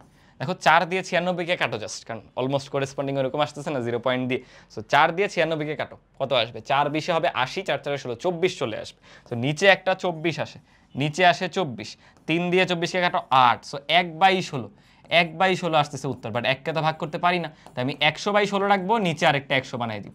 16 100-র মধ্যে কয়বার যায়? 5 16তে হবে হচ্ছে 80, 96 মানে 6টা, সো 6-এর চেয়ে একটু বেশি 6 পয়েন্ট সামথিং সামথিং, সেটা ডিভাইড বাই 100 মানে 0.6 সামথিং সামথিং। মিলায় দেখো কোনটায় 6 আছে, একমাত্র বি নাম্বার, এবং দেখো 2 ঘর সরাইছে, হ্যাঁ, তাহলে এক ঘর গেলে 0.6 আর এক ঘর গেলে 0.06। সো কত ধরনের ক্যালকুলেশন, বাট ওই ঘুরে ফিরে 100-তে 1000-এ ভাঙতে পারলে কোনো প্যারাই হবে না, এবং আমি ফাস্টার করছি যাতে মানে একঘেয়েমি না হয় জিনিসটা, বুঝছো? ঠিক আছে, ঠিক আছে, এই ছিল মোটামুটি আমাদের রাসায়নিক পরিবর্তন। এবার আমরা গুণগত রসায়নে ঢুকে যাব। সো গুণগত রসায়নে মোরলেস আমরা সবাই মোটামুটি অনেক বেশি কনফিডেন্ট, তাই না? সো আমরা একদম ধুপ করে গুণগত রসায়নটা শেষ করে ফেলি। চল, কি বলা হলো? কার্বন ডাইঅক্সাইডের সম ইলেকট্রন বিশিষ্ট হলো, মানে সেম সংখ্যক ইলেকট্রন। কার্বন ডাইঅক্সাইডে কয়টা আছে বলো? কার্বনে 6টা, অক্সিজেনে 8টা, একটাই, 8 দুগুণে 16, 2টা অক্সিজেন ছিল, তো 16 আর 6 কিন্তু 22টা ইলেকট্রন। নাইট্রোজেনে কত বলো? 7 8, এখানে হবে না। এখানে দেখো অক্সিজেন 3 8-এ 24 আর একে বেশি আছে 25 হয়ে যাচ্ছে। এখানে দেখো ক্লোরিনে 17, অক্সিজেনে 8, বেশি হয়ে গেছে। লাস্টেরটা খেয়াল করো, 3 7-এ 21 আর একে কিন্তু 22, এবার হচ্ছে। সো বেসিক্যালি ডি নাম্বারটা একটু মানে বলা যায় আনলাকি আমরা, যে 3টা অপশন চেক করে লাস্টেরটা যে উত্তর হয়েছে, যেহেতু এখানে চেক করা ছাড়া উপায় নেই, এগুলো সব অপশন টেস্টিং এর কোয়েশ্চেন। ওকে, 4D ইলেকট্রনের জন্য, মানে 4Dতে থাকা একটা ইলেকট্রনের জন্য কোয়ান্টাম সংখ্যার সেট, এখানে প্রথম যে প্রধান শক্তি স্তর সেটা দেখে তুমি বুঝে ফেলার কথা n এর ভ্যালু 4 হবে, এবং d এর জন্য ভ্যালু হবে 3। অনেকে ভুল করে, d এর জন্য ভ্যালু হবে 3, এই ভুলটাই সবাই করে, যে n এর ভ্যালু 4, তাহলে l তো 1 কম না, l 1 কম পর্যন্ত হতে পারে, মানে l এক্ষেত্রে 0 1 2 3 হতে পারে। 0 মানে s, 1 মানে p, 2 মানে d, 3 মানে f, বুঝছো? সেই ক্ষেত্রে d এর জন্য l এর মান হবে 2, দেন তোমার m এর মান তো -2 থেকে +2 পর্যন্ত যে কোনোটা হবে, কারণ আমাদের অরবিটাল বলে দেয় নাই। তো আমরা এখান থেকে জাস্ট চয়েস করবো। দেখো দেখি, 4 আছে 2 আছে, এই যে 4 আছে 2 আছে এই দুইটাতে, বাট s এর মান তো এখনো 0 হয় না, সো বেসিক্যালি ডি নাম্বারটাই হবে। এটাও কাইন্ড অফ অপশন টেস্ট, একটু অগ্রসর হওয়ার পর m এর মান এখানে একটা 1 আছে, আর স্পিন কোয়ান্টাম নাম্বার ধরো এখানে -1/2। ঠিক আছে, পরেরটায় যাচ্ছি। রিডবার্গ ধ্রুবক RH হলে একটা বর্ণালী বামার সিরিজের দ্বিতীয় লাইন, বামার সিরিজ মানে কি লাইমেন বামার, ইলেকট্রনটা নিচে নেমে সেকেন্ড শেলে আসতেছে, দ্বিতীয় লাইন মানে সেকেন্ড থেকে থার্ড, থার্ড থেকে ফোর্থ, ফোর্থ থেকে সেকেন্ডে আসতেছে, তার জন্য আমাদের তরঙ্গ দৈর্ঘ্য বের করতে হবে, মানে 1/λ = RH × 1/n লো স্কোয়ার মানে 1/2 স্কোয়ার মাইনাস 1/4 স্কোয়ার। আসো জাস্ট ক্যালকুলেট করি কি আসবে, RH ইন্টু 1/4 মাইনাস 1/16, লসাগু কত বলো 16, 16 দিয়ে 4কে ভাগ করো কত আসবে 4, উপরে 4 মাইনাস এখানে 1, নিচে তো 16 ছিলই, তাহলে চলে আসছে 3RH/16, বাট তোমার লাগবে ল্যামডা, উল্টে যাবে হয়ে যাবে 16/3RH, 16/3RH, এইচ বি নাম্বারটা বুঝছি। এখানে জেড স্কোয়ার মাল্টিপ্লাই করা লাগতে পারে যদি হাইড্রোজেন পরমাণু না হয়, ওইটাই অবগত থাইকো, কারণ এই প্রশ্ন আসতে আসতে সবাই পেরে গেছে। এখন দেখবো মাঝে মাঝে জেড স্কোয়ার মাল্টিপ্লাই করা লাগে এরকম কোনো পরমাণু দিয়ে দিবে, ধরো লিথিয়াম 2+ দিয়ে দিবে, তাই না? লিথিয়ামে 3টা ইলেকট্রন, 2+ হলেই তো তোমার একটা হাইড্রোজেনের মতো অবস্থা ধারণ করছে, একটা ইলেকট্রন বিশিষ্ট। ঠিক আছে, লাস্টে পরেটাই যাই। RH ধ্রুবক যদি রিডব্যাক ধ্রুবক যদি RH হয়, দুটোকে সেম কোয়েশ্চেন?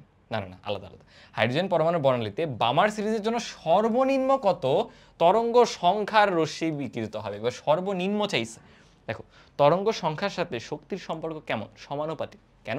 আমাদের তরঙ্গ সংখ্যা নিউ বার, সেটা মানে হচ্ছে 1/λ, মানে আমরা যদি শক্তিকে লিখি E = hc/λ, এখানে আছে অ্যাকচুয়ালি hc, এই 1/λ মানে নিউ বার, তাহলে শক্তির সাথে তরঙ্গ সংখ্যার সম্পর্ক কিন্তু সমানুপাতিক, রাইট? তো তুমি যত হায়ার শেল থেকে নিচে আসবে তত শক্তি বাড়তে থাকবে, এনার্জি গ্যাপ বাড়তে থাকবে। যত জাস্ট একটু আগেরটা ওইটা শক্তি গ্যাপটা কম, আমাদের চাইছে সর্বনিম্ন মানে কম, জাস্ট একটু আগেরটা। দূরেরটা হলে তো শক্তি হিউজ, তাহলে একটু আগেরটা মানে বামার মানে সেকেন্ড শেল, জাস্ট আগেরটা থেকে আসবে, ইমিডিয়েট আগেরটা থেকে, থার্ডটা থেকে আসবে। দ্যাট মিনস আমার নিউ বার সমান হবে RH into 1/2 square minus 1/3 square, মানে চলে আসতেছে RH ইন্টু 1/4 মাইনাস হচ্ছে 1/9, লসাগু কত 36, তাহলে 36কে ভাগ করো, উপর আসবে 9 - 5, 9 - 4 আর কি, 9 - 4 করলে 5RH। এই নিউ বার কিন্তু এটাই, এখন আর উল্টানোর কিছু নাই। সো 5RH/36, এবারও বি আসতেছে 5RH/36। ক্যালকুলেশনে ইস্যু হলে তোমরা একটু ফিক্স করে নিও। একটি রেডিও ওয়েভের তরঙ্গ দৈর্ঘ্য বলা কম্পাঙ্ক বের করো, বলো এর চেয়ে ইজি কিছু আছে? তোমরা ছোটবেলায় পড়ছো V = F ল্যামডা, বাট তড়িৎচুম্বকীয় বিকিরণে এটাকেই লেখা হয় আলোর বেগ c। তড়িৎচুম্বকীয় যে কোনো বিকিরণ আলোর বেগের সমতুল্য বেগেই যায়, তাহলে c = F মানে অ্যাকচুয়ালি নিউ ইন্টু হলো ল্যামডা। এখানে দেখো আমরা c জানি 3 × 10⁸, নিউ বের করতে বলছে। ল্যামডা বলছে 0.1 কিলোমিটার, কিলোমিটার মানে আবার 10⁻³ যদি মিটারে নাও, সো আলটিমেটলি নিউ সমান আসবে কত 3 × 10⁸, এই দুটো গুণ করলে 10⁻² দ্বারা ভাগ হয়ে যাবে, মানে 10⁶। 3 × 10⁶, এই যে এ নাম্বার, এত হার্টস হলো আমাদের কম্পাঙ্ক। বুঝছো? ক্যালকুলেশনটা করে নিও ঠিকঠাক। একটি আলোকরশ্মির তরঙ্গ দৈর্ঘ্য বলা, তরঙ্গ সংখ্যা বের করো, তাইলে এটা কিন্তু আরও ইজি। নিউ বার মানেই হচ্ছে 1/λ, তাহলে হয়ে যাবে 1/1000। এখানে একটা ঝামেলা আছে, দেখো ন্যানোমিটারটা কোথায়? নিচে, তাহলে ন্যানোমিটার থেকে মিটারে গেলে 10⁻⁹ দিয়ে গুণ করতে হয়, এটা নিচেই করতে হবে, মানে অ্যাকচুয়ালি 10⁻⁹ উপরে উঠে 10⁻+9 হয়ে যাবে, তাহলে 10⁻+9 নিচে আছে 10³ তাহলে কিন্তু 10⁶ পার মিটার হবে আনসার, 10⁶ পার মিটার, মিটারের ইনভার্স আছে, সরি এটা তো 10⁻12 হয়ে গেল, 6 কোথায়? এই যে সি নাম্বার। বাট এগুলো হাইলি আমি রিকমেন্ড করতেছি নিজেরা ক্যালকুলেশনগুলো চেক দিও। 50 ml এর সম্পৃক্ত দ্রবণে 5 গ্রাম ক্যালসিয়াম ক্লোরাইড আছে, দ্রবণটা সম্পৃক্ত, তাই এই অবস্থার ঘনমাত্রাই কিন্তু দ্রাব্যতা, সম্পৃক্ত দ্রবণের ঘনমাত্রাই দ্রাব্যতা। ওকে, এর দ্রাব্যতা নির্ণয় করে এবং ইউনিট বলছে গ্রাম পার লিটারে, তাহলে 50 ml এ আছে হচ্ছে 5 গ্রাম, জাস্ট লিটারে বের করো, তাহলে 50 ml এ আছে 5 গ্রাম, 1 ml এ কত? 1 ml আছে 5/50, সো আলটিমেটলি তোমার 1 লিটার মানে 1000 ml লাগবে। এত কিছু লিখবা না, বুঝছো? জাস্ট মনে মনে হবে 5/50, এখানে 1/10 হয়ে যায়, আরও 1000, 0 কাটা, তাহলে হয়ে যাবে কত বলো? 500 গ্রাম পার লিটার। আমি কি ঠিক করলাম? আরে কী যে করছি, দেখো এই যে করছি, এই 5 তো কাটা যায়, 100 গ্রাম পার লিটার চলে আসছে, 100 গ্রাম পার লিটার, অর্থাৎ বি নাম্বারটা সঠিক উত্তর। অলরাইট, সামনের দিকে যাচ্ছি। ম্যাগনেসিয়াম হাইড্রোক্সাইডের দ্রাব্যতা গুণাঙ্ক বা কেএসপি বলে দেওয়া আছে, পিএইচ বলে দেওয়া, কিন্তু ম্যাগনেসিয়াম হাইড্রোক্সাইডে তো আছে OH, সো আমাদের লাগবে POH এর ভ্যালু। পিএইচ 10 হলে 14 থেকে বাদ দাও, POH আসবে 4। দ্যাট মিনস এখানে OH মাইনাসের যে কনসেন্ট্রেশন সেটা হচ্ছে 10⁻⁻4। তোমাকে বলছে ম্যাগনেসিয়াম 2+ এর ঘনমাত্রা কত, বলো। আর কিচ্ছু লাগে? তোমার ম্যাগনেসিয়াম হাইড্রোক্সাইড এরা সম্পৃক্ত অবস্থায় এভাবে ভাঙে বা সাম্যাবস্থায় এভাবে থাকে, এই 2OH। সো আমাদের বলেই দিচ্ছে এইটার যে ঘনমাত্রা এটা হলো 10⁻⁻4, এটার ঘনমাত্রাটা লাগবে, এটা জানি না, তাহলে আমাদের কেএসপির ইকুয়েশন কি হয় বলো? কেএসপি সমান হয় ম্যাগনেসিয়াম 2+ এর যে কনসেন্ট্রেশন সম্পৃক্ত অবস্থায় ইন্টু OH মাইনাসের কনসেন্ট্রেশনের উপরে হোল স্কোয়ার থাকে, ওই যে সহগটা পাওয়ারে চলে যায়। ম্যাগনেসিয়ামেরটাই বের করতে চাই, এটা আননোন, এটা বের করতে চাই, OH এরটা মাত্র বের করলাম 10⁻⁻4, তার উপরে স্কোয়ার করলে -8 হয়ে যাবে, আর এই পক্ষে কেএসপির ভ্যালু তো বলছে 2 × 10⁻11। সো এই দুইটা কাটাকাটি করলে দেখো এখানে 10⁻³ হয়ে যাবে, সো তো ম্যাগনেসিয়ামের যে ঘনমাত্রা এক্স সেটা চলে আসতেছে 2 × 10⁻³ 2 × 10⁻³ এত মোলার। এই যে এ নাম্বারটা খুবই গুরুত্বপূর্ণ, কেএসপি থেকে সরাসরি ম্যাথ না দিলেও এরকম টাইপের ম্যাথ দিবে, একটু পিএইচ পিওএইচ মিক্স করে দিবে, পিওএইচই দিবে কারণ লবণগুলোতে সাধারণত OH মাইনাস পাওয়া যায়, বুঝছো? সেগুলো কেয়ারফুলি হ্যান্ডেল করতে হবে। অনেকেই যেখানে 2 মারবে, 2 গুণ করতে হয় না, 2টা পাওয়ারে যায়। আর কখন করতে, যদি সোর্স থেকে আসতো, এটার থেকে ও একটা ভাঙলে এখানে একটা হইতো, এখানে 2টা হইতো, এরকম। এটা তো সোর্স থেকে আসেনি, অলরেডি এরকম অবস্থায় আছে, অর্থাৎ পুরোটাই এত। সো জাস্ট পাওয়ার স্কোয়ার যাবে। এই কনফিউশনগুলো অনেকেরই রয়ে যায়, অ্যাডমিশনে এসেও রয়ে যায়। ওকে, ক্যালসিয়াম ফ্লোরাইডের দ্রাব্যতা বলে দিচ্ছে, তোমাকে কেএসপি বের করতে হবে। এই যে এইখানে দেখো, তুমি ক্যালসিয়াম ফ্লোরাইডের দ্রাব্যতা বা ঘনমাত্রা জানো সম্পৃক্ত অবস্থায়, তাহলে এই ক্ষেত্রে তুমি যখন ডিভিশনটা করলা, তুমি লিখছো ওর দ্রাব্যতা এস, ও ডিভিশন হয়ে 1:1, 1:1, 1:2, তাই হয়েছে 2s, বুঝছো? কিন্তু আগেরটা তো সোর্স থেকে তৈরি হয়নি, কেয়ারফুল। ওকে, দেন আমরা কেএসপি যদি বের করি, বুঝতেই পারতেছো এটার ঘনমাত্রা আসবে আর এটার উপরে পাওয়ারে আবার 2 চলে যাবে, তাহলে 4s³ basically, 4s³। And এসটার value বসাও, 4 × 2 × 10⁻⁻4, এইটার উপরে হোল কিউব, 3 4 কিন্তু 12 হয়ে যাবে, আবার এখানে 8 4 32 × 10⁻12। বাট এখানে কিন্তু 3.2 দিয়ে লিখছে, মানে অলরেডি 10 দিয়ে ওরা ভাগ করে দিছে, তাহলে আর 10⁻11 লাগবে বা 10⁻11 দিয়ে ভাগ করা লাগবে। অলরাইট, পরেরটায় যাচ্ছি। নিচের কোন ক্ষেত্রে বোর তত্ত্ব প্রযোজ্য নয়? এক ইলেকট্রন বিশিষ্ট পরমাণুর ক্ষেত্রে প্রযোজ্য। তাহলে হাইড্রোজেনে তো একটা আছেই, এই যে H প্লাসে হবে না। হিলিয়ামেও দেখো, হিলিয়ামে অ্যাকচুয়ালি 2টা, হিলিয়াম প্লাসে হবে একটা, লিথিয়াম অ্যাকচুয়ালি 3টা, লিথিয়াম 2 প্লাসে হলো একটা। তো হচ্ছে না H প্লাস, মানে উত্তর ওইটা। এখন বলছে কোনটা নয়, করা যায় না, বোর তত্ত্ব প্রযোজ্য নয়। ঠিক আছে, পরেরটায় যাচ্ছি। পরমাণুর দ্বিতীয় কক্ষপথে একটা ইলেকট্রনের জন্য কৌণিক ভরবেগের রাশিমালা, এর চেয়ে ইজি কিছু হতে পারে বলো? mvr সমান nh/2π, দ্বিতীয় কক্ষপথ মানে টুয়াইস h/2π, 2 কাটা h/π, mvr সমান h/π। এই সি নাম্বারটা অনেকে এই যে আবেগের বশবর্তী হয়ে এটা দিয়ে দিবে, নিচে যে 2π আছে ওই 2 যে কাটা যায় এটা খেয়াল করবে না। সো খুবই কেয়ারফুল, এই জন্যই দিছে, না তো আর দিত না। এই ইজি প্রশ্ন কি দিত? বলো এদের ভেদন ক্ষমতার ক্রম কোনটি? অবশ্যই গামার ভেদন যোগ্যতা হলো সবচেয়ে বেশি। কই গামা কোথায়? গামা কোথায়? এই যে ওর সবচেয়ে বেশি, দেন বিটা সবচেয়ে কম হলো আলফা, আলফার ভেদন যোগ্যতা সবচেয়ে কম। ঠিক আছে, তাও এটা একটু নিজেরা চেক দিয়ে নিও, এগুলো মুখস্থ টাইপের জিনিস তো ভুলে যায়। হাইড্রোজেন পরমাণুর ইলেকট্রনীয় স্তরগুলোর মধ্যে কোনটি ফোটন শোষণ করে কিন্তু বিকিরণ করে না? দেখো, ফোটন কখন শোষিত হয়? যখন ইলেকট্রন লোয়ার শেল থেকে হায়ার শেলে যায়, রাইট? সো যতক্ষণ হায়ারে যাওয়া যাচ্ছে ততক্ষণ শোষণ পসিবল, আর হায়ার তো অসীম পর্যন্ত বিস্তৃত, তাই অলওয়েজ আমরা শোষণ করতে পারবো।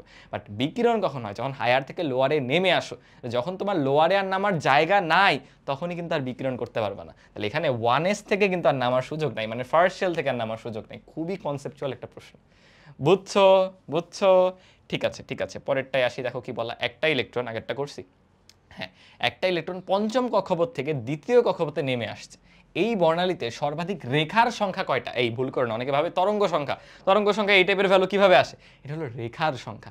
এটার ভ্যালুটা মনে রাখবে একটা ফর্মুলা দিয়ে, যে n হাই মাইনাস n লো, দুইটার যে পার্থক্য সেটার সাথে গুণ হবে পার্থক্যের সাথে 1 যোগ, মানে পার্থক্য থেকে 1 বেশি, ডিভাইডেড বাই 2 করে দিবা। মানে এটা অ্যাকচুয়ালি প্রত্যেক ক্ষেত্রে যতগুলো পসিবল রেখা আছে সেগুলো সাম করে যোগ করে আসছে। লাস্ট এটা মনে রাখো, এখন আর বেসিক বুঝে লাভ নেই, পরীক্ষা লাস্ট মুহূর্ত।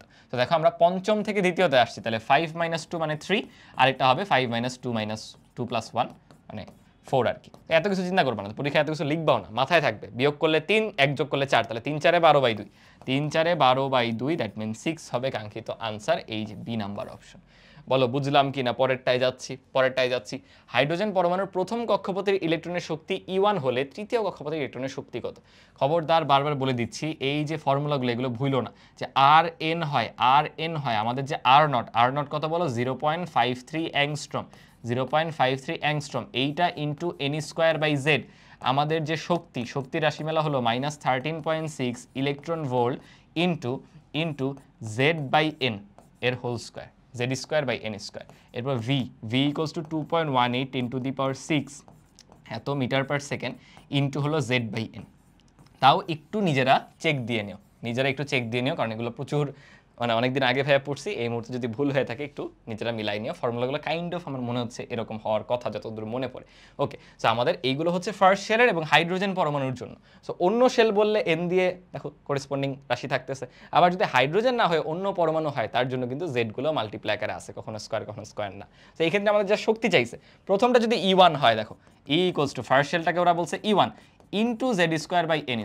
ওরা হাইড্রোজেন পরমাণুতেই আছে, বলছে থার্ড শেল, তাহলে জাস্ট হবে E1 বাই, তুমি 3² করলে কিন্তু 9, সো E1/9 হয়ে যাচ্ছে, এই যে এ নাম্বারটা। এ নাম্বারটা বুঝতে পারছো কিনা? তুমি যত হায়ার শেলে যাবা তত কিন্তু শক্তি বাড়বে, অ্যান্ড এই ভ্যালুটা কিন্তু নেগেটিভ, মানে নেগেটিভকে ছোট করলেই কিন্তু মান বাড়ে, বুঝছো? ঠিক আছে, ঠিক আছে, আমাদের শেষ, গুণগত রসায়ন শেষ। এবার আমরা আরেকটা খুবই ইম্পর্টেন্ট চ্যাপ্টার, মৌলের পর্যাবৃত্তিক ধর্ম ও রাসায়নিক বন্ধনে যাব। অর্গানিকের চেয়ে, আবার বলতেছে অর্গানিকের চেয়ে ইম্পর্টেন্ট কিন্তু এই অধ্যায়। এটা রাসায়নিক পরিবর্তন অনেক বেশি গুরুত্বপূর্ণ, ঠিক আছে? এবং এটার টপিকগুলো সহজ সহজ, কিন্তু নিচের কোনটা প্যারাম্যাগনেটিক, সহজ করে শিখাই দিই।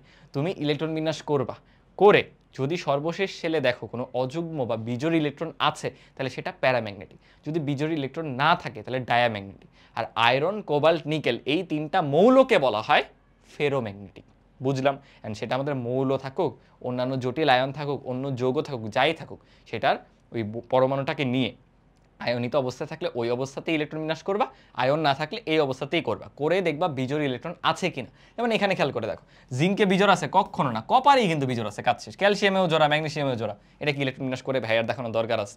আমার তো মনে হচ্ছে না। ঠিক আছে, পরেরটায় যাচ্ছি। কোন মূলক জোড়াটি অষ্টক তত্ত্ব একেবারেই মানে না? মানে লাস্ট শেলে 8টা ইলেকট্রন নাই, হয়তো 2-এর তত্ত্ব মানছে, 2টা আছে, 4টা আছে, 6টা আছে, 8টা আছে, 10টা আছে, 12টা আছে, এরকম আর কি। খেয়াল করো এখানে কিন্তু তোমার কয়টা থাকতেছে? 4 দুগুণে 8টাই থাকতেছে। ICl মাইনাস, খেয়াল করো সিএল এর সাথে এই যে এভাবে বন্ড গঠন করলো। আয়োডিনের লাস্ট শেলে কয়টা ইলেকট্রন বলো?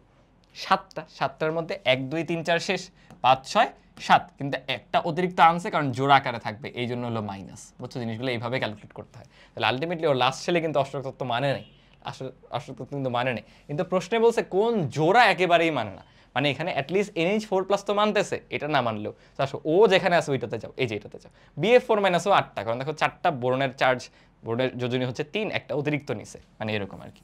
বোরন 3টা ফ্লোরিনের সাথে বন্ধন করতে পারে এই 3টা ইলেকট্রন, বাট আরেকটা ইলেকট্রন অতিরিক্ত নিয়ে একটা বন্ধন করছে, এই জন্যই মাইনাস চার্জটা আসতে। 4 দুগুণে কিন্তু 8ই হচ্ছে, প্রত্যেকটা বন্ধন 2টা ইলেকট্রনকে বোঝায়, রাইট? সো এইগুলো হচ্ছে না, মানে এটাও যেহেতু অষ্টক তত্ত্ব মানতেছে, এটাও মানতেছে। সো বেসিক্যালি এই দুইটা হবে, এই দুইটার কেউই মানবে না, কারণ ICl2 মাইনাস, খেয়াল কর 2টা ক্লোরিনকে নিছে, আয়োডিনের লাস্ট শেলে 7টা ইলেকট্রন, হ্যালোজেন হইলেই 7টা ইলেকট্রন, এখানে কয়টা হয়ে গেছে? 1 2 3 4 5 6 এই 7, বাট একটা বিজোড় রাখবে না, তাই অতিরিক্ত একটা নিচে নিয়ে এই মাইনাস চার্জটা। বুঝছো, সংকর আয়নে কিন্তু আমরা এভাবেই বের করি, সংকর আয়নগুলো এভাবেই বের করি। ঠিক আছে, তাহলে এই দুইটার একটা অষ্টক তত্ত্ব মানতেছে না কেন? 3টা আছে, 3 দুগুণে 6, 7 8 9 10, লাস্ট শেলে 10টা, আর এখানে তো দেখলামই 12টা। বুঝছো? ঠিক আছে, পরেরটায় যাচ্ছি। নিচের কোন আয়নটি রঙিন যৌগ গঠন করে? মনে রাখবা আমাদের অবস্থান্তর যে আয়নগুলো তারা রঙিন যৌগ গঠন করে। ম্যাগনেসিয়াম 2+ আগেই বাদ, এটা কিন্তু অবস্থান্তর না, কারণ ডি অরবিটাল খালি। জিঙ্ক 2+ও না, কারণ ডি অরবিটাল পরিপূর্ণ।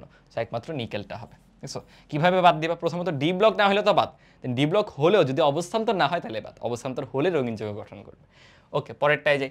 নিচের কোন অক্সাইডটি শুষ্ক কারক হিসেবে ব্যবহৃত হয়? মনে রাখবা অ্যালুমিনিয়ামের অক্সাইড P2O5 এই অক্সাইডগুলো নিরোধক হিসেবে কাজ করে। নিরোধক মানে পানি শোষণ করে না, এই জন্য বলছে শুষ্ক কারক, এই যে বি নাম্বারটা। এই টাইপের জ্ঞানমূলক প্রশ্ন আসতে পারে। আচ্ছা, এই অক্সাইডগুলোকে অম্ল ধর্মের তীব্রতা অনুসারে সাজাতে হবে। দেখো আমাদের অধাতুর বেলা আমি বলেই দিয়েছিলাম কেন্দ্রীয় মৌলের জারণ মানগুলো বের করো, কারণ এই অক্সাইড থেকেই পানির সাথে বিক্রিয়া করলে অক্সি অ্যাসিডগুলো তৈরি হয়ে যায়। জারণ মান যত বেশি তোমার ওর অম্ল ধর্মও বেশি, অম্লের সবলতাও বেশি।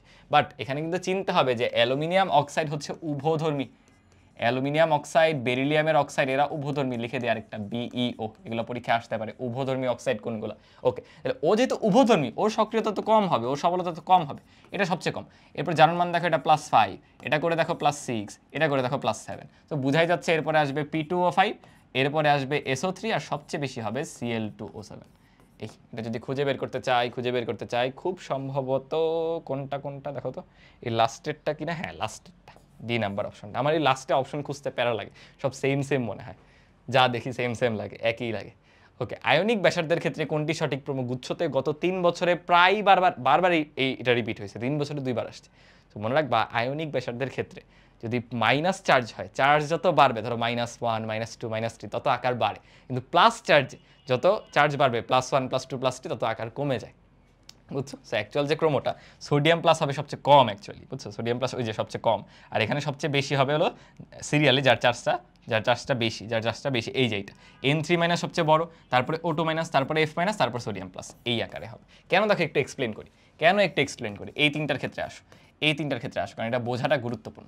এই প্রত্যেকজনের ক্ষেত্রে ইলেকট্রন কয়টা করে বলো তো? প্রত্যেকজনের ইলেকট্রন 10টা, এর প্রোটন 7টা, এর প্রোটন 8টা, এর প্রোটন 9টা। বলো কোথায় স্থির তড়িৎ আকর্ষণ বল বেশি? অবশ্যই F মাইনাসে বেশি। স্থির তড়িৎ আকর্ষণ বল বেশি হলে কি হবে? কম্প্যাক্ট করে রাখবে, নিজের দিকে টেনে রাখবে, তাই তো সাইজ ছোট হয়ে গেল। কিন্তু যেটা আকর্ষণটা কম সেটাই সাইজটা বড় থাকতেছে, বুঝছো? অ্যান্ড কেন বলছিলাম ওই ক্ষেত্রে উল্টা, মানে সোডিয়াম প্লাস, Mg2+, Al3+, এদের ক্ষেত্রে কেন উল্টা খেয়াল করে দেখো। এদেরও 10টা করেই ইলেকট্রন, এদেরও 10টা করেই ইলেকট্রন, 10টা করেই ইলেকট্রন, বাট আবার সেই লজিক দেখো, প্রোটন কোথায় বেশি? প্রোটন বেশি হলেই তো চার্জ বেড়ে যাবে, চার্জ বেড়ে যাবে, চার্জ যত বাড়তেছে তত কিন্তু ইলেকট্রনের ইলেকট্রোস্ট্যাটিক ফোর্স বা স্থির তড়িৎ বল সেটা বাড়তেছে, প্লাস মাইনাসের আকর্ষণ। এক্ষেত্রে আকর্ষণ বেশি, তাহলে কি কন্ট্রাক্ট করে ছোট বানায় ফেলবে না? দেখছো, ঘুরে ফিরে একই লজিক। বাট ওই শর্টকাট আমরা মনে রাখি যে প্লাসের ক্ষেত্রে চার্জ যত বাড়ে আকার তত ছোট, মাইনাসের ক্ষেত্রে চার্জ যত বাড়ে এই যে এদিকে তত কিন্তু আকার বড় হয়ে যায়। বুঝলাম? ঠিক আছে, ঠিক আছে, পরেরটাই যাই। কি বলা? লিথিয়াম ও নিয়ন এর মধ্যবর্তী একটি মৌলের প্রথম থেকে সপ্তম আয়নীকরণ শক্তির পর্যন্ত তোমাকে মানগুলো দেওয়া আছে। মৌলটির যোজ্যতা স্তরে ইলেকট্রন বিন্যাস কোনটা হবে? মানে সে লিথিয়াম থেকে নিয়নের মধ্যে আছে, মানে সেকেন্ড পিরিয়ডে অবস্থান করে। এখন মৌলটা প্রেডিক্ট করতে হবে, দেখো তো কোথায় আনইউজুয়াল কিছু ঘটছে, কোথায় আনইউজুয়াল কিছু ঘটছে। প্রত্যেকবার দেখো হিউজ পরিমাণে ডিফারেন্স, প্রথম থেকে দ্বিতীয়টা অনেক বেশি, প্রায় 2000 বাড়ছে, পরেরটাতেও প্রায় 2000 বাড়ছে, পরেরটাতেও প্রায় 2000 বাড়ছে, তারপরেরটাও 3000 বা 2000 বাড়ছে, তারপরেরটাতেও বাড়ছে, কিন্তু তারপরেটা অনেক হিউজ পরিমাণ বাড়ছে। মানে এগুলোতে 2, 1, 3 এরকম বাড়তে পারতো, এখানে খেয়াল করো 13,000 থেকে 71,000, হিউজ। মানে এখানে খুবই স্টেবল একটা ফর্ম ছিল যেটা তুমি ভেঙে ফেলছো, এই জন্য এত হিউজ শক্তি লাগছে। তাহলে কয় নাম্বার দেখো? একটা ইলেকট্রন ত্যাগ, 2টা ত্যাগ, 3টা ত্যাগ, 4টা ত্যাগ, 5টা ত্যাগ, 6টা ত্যাগ, মানে 6 নাম্বারটা ত্যাগ হওয়া পর্যন্ত নর্মাল। 7 নাম্বারটা ত্যাগ করতে গিয়ে ঝামেলা লাগছে, মানে ওর লাস্ট শেলে 6টা ইলেকট্রনই ছিল, 6টা ফেলে দিছি, এখন একদম ফার্স্ট শেল ফুলফিল্ড, ওইটা ত্যাগ করানো কিন্তু সমস্যা, ওইটা নিষ্ক্রিয় গ্যাসের মতো স্টেবল অবস্থা। সেই ক্ষেত্রে হবে 6টা ইলেকট্রন সেকেন্ড শেলে। খুঁজে বের করো, অনেকে এটা ভাবে এটা তো 8টা, 6 হচ্ছে সি নাম্বারটা। একটু চিন্তা করো, একটু চিন্তা করো। অ্যাকচুয়ালি এটা কিন্তু কার্বন, তাই না? Sorry, oxygen. অক্সিজেন থেকে ত্যাগ করাতে করাতে লাস্টে আর 2টা থাকবে, ওই 2টা কিন্তু ফার্স্ট শেলে একদম স্ট্রংলি নিউক্লিয়াসের কাছে অ্যাট্রাক্টেড, তখন ত্যাগ করানো বহুত ঝামেলা, বহুত ঝামেলা। ওকে, পরেরটায় যাচ্ছি। কোনটা আয়নিক বিভবের সঠিক ক্রম? ওই ব্যতিক্রম থেকে দিবে। আমরা জানি ওই অর্ধপূর্ণ পরিপূর্ণের জন্য ঝামেলা লাগে বেরিলিয়াম বোরনে, আর এদিকে নাইট্রোজেন অক্সিজেনে। হওয়ার কথা বাম থেকে ডানে গেলে আয়নীকরণ শক্তির মান বৃদ্ধি, বাট কেন বোরনে বাড়বে না? কারণ ও একটা স্টেবল আকার পেতে চায়। দেখো 2s2, সরি 2 কেন বলতেছি, হ্যাঁ 2ই তো, ওদের ক্ষেত্রে 2 না, 1s2, 2s2, বোরন তো 5, এর হলো 2p1, আর এটা হলো 2s2। সো ঝামেলা ও না, ঝামেলা হচ্ছে বোরন। ও বলে কি, আরে আমি একটা ইলেকট্রন ত্যাগ করতে পারলে একটা স্টেবল কাঠামো গঠন করতে পারবো, যেটা হলো পরিপূর্ণ, এস অরবিটালটা পরিপূর্ণ, পিতের এটা ফালাই দিই, তাই ওর ইলেকট্রন ওর আয়নীকরণ শক্তিটা একটু কমে যায়, যেটা বেশি হওয়ার কথাটা কমে যায়। তো দেখা যায় হচ্ছে বোরনেরটা কম, বেরিলিয়ামেরটা বেশি। একই রকমভাবে এই দুজনে ঘটনা ঘটে। নাইট্রোজেনে হচ্ছে 2s2, 2p3, একদম স্টেবল অবস্থা, এর হলো 2s2, 2p4। ও বলে কি, আমার তো বেশি হওয়ার কথা, বাট আমি একটা ত্যাগ করতে পারলে ওই যে পরিপূর্ণ অর্ধপূর্ণ এই আকারে থাকতে পারবো, আমি স্টেবল হতে পারবো। সো আয়নীকরণ শক্তি কমে যায়। তো লাস্টে দেখা যায় কি নাইট্রোজেন বেশি অক্সিজেন থেকে। সো এদের সবার সিরিয়াল করলে আবার এদের চেয়ে ওরা ডানে অবস্থিত, ওরা তো এমনিই বেশি। সো সবচেয়ে কম হবে বোরন, তারপরে বেরিলিয়াম, তারপরে হবে অক্সিজেন, তারপরে নাইট্রোজেন। আসো খুঁজে বের করি। Boron, boron, beryllium, boron, beryllium, boron, beryllium, কোথায় কোথায়? বোরন সবচেয়ে ছোট, বোরন এই যে বোরন, তারপরে বেরিলিয়াম, তারপরে অক্সিজেন, তারপরে নাইট্রোজেন। দেখছো, আগে অপশন দেখতে আসলে এই ভেবে জায়গা খেয়ে যাবে।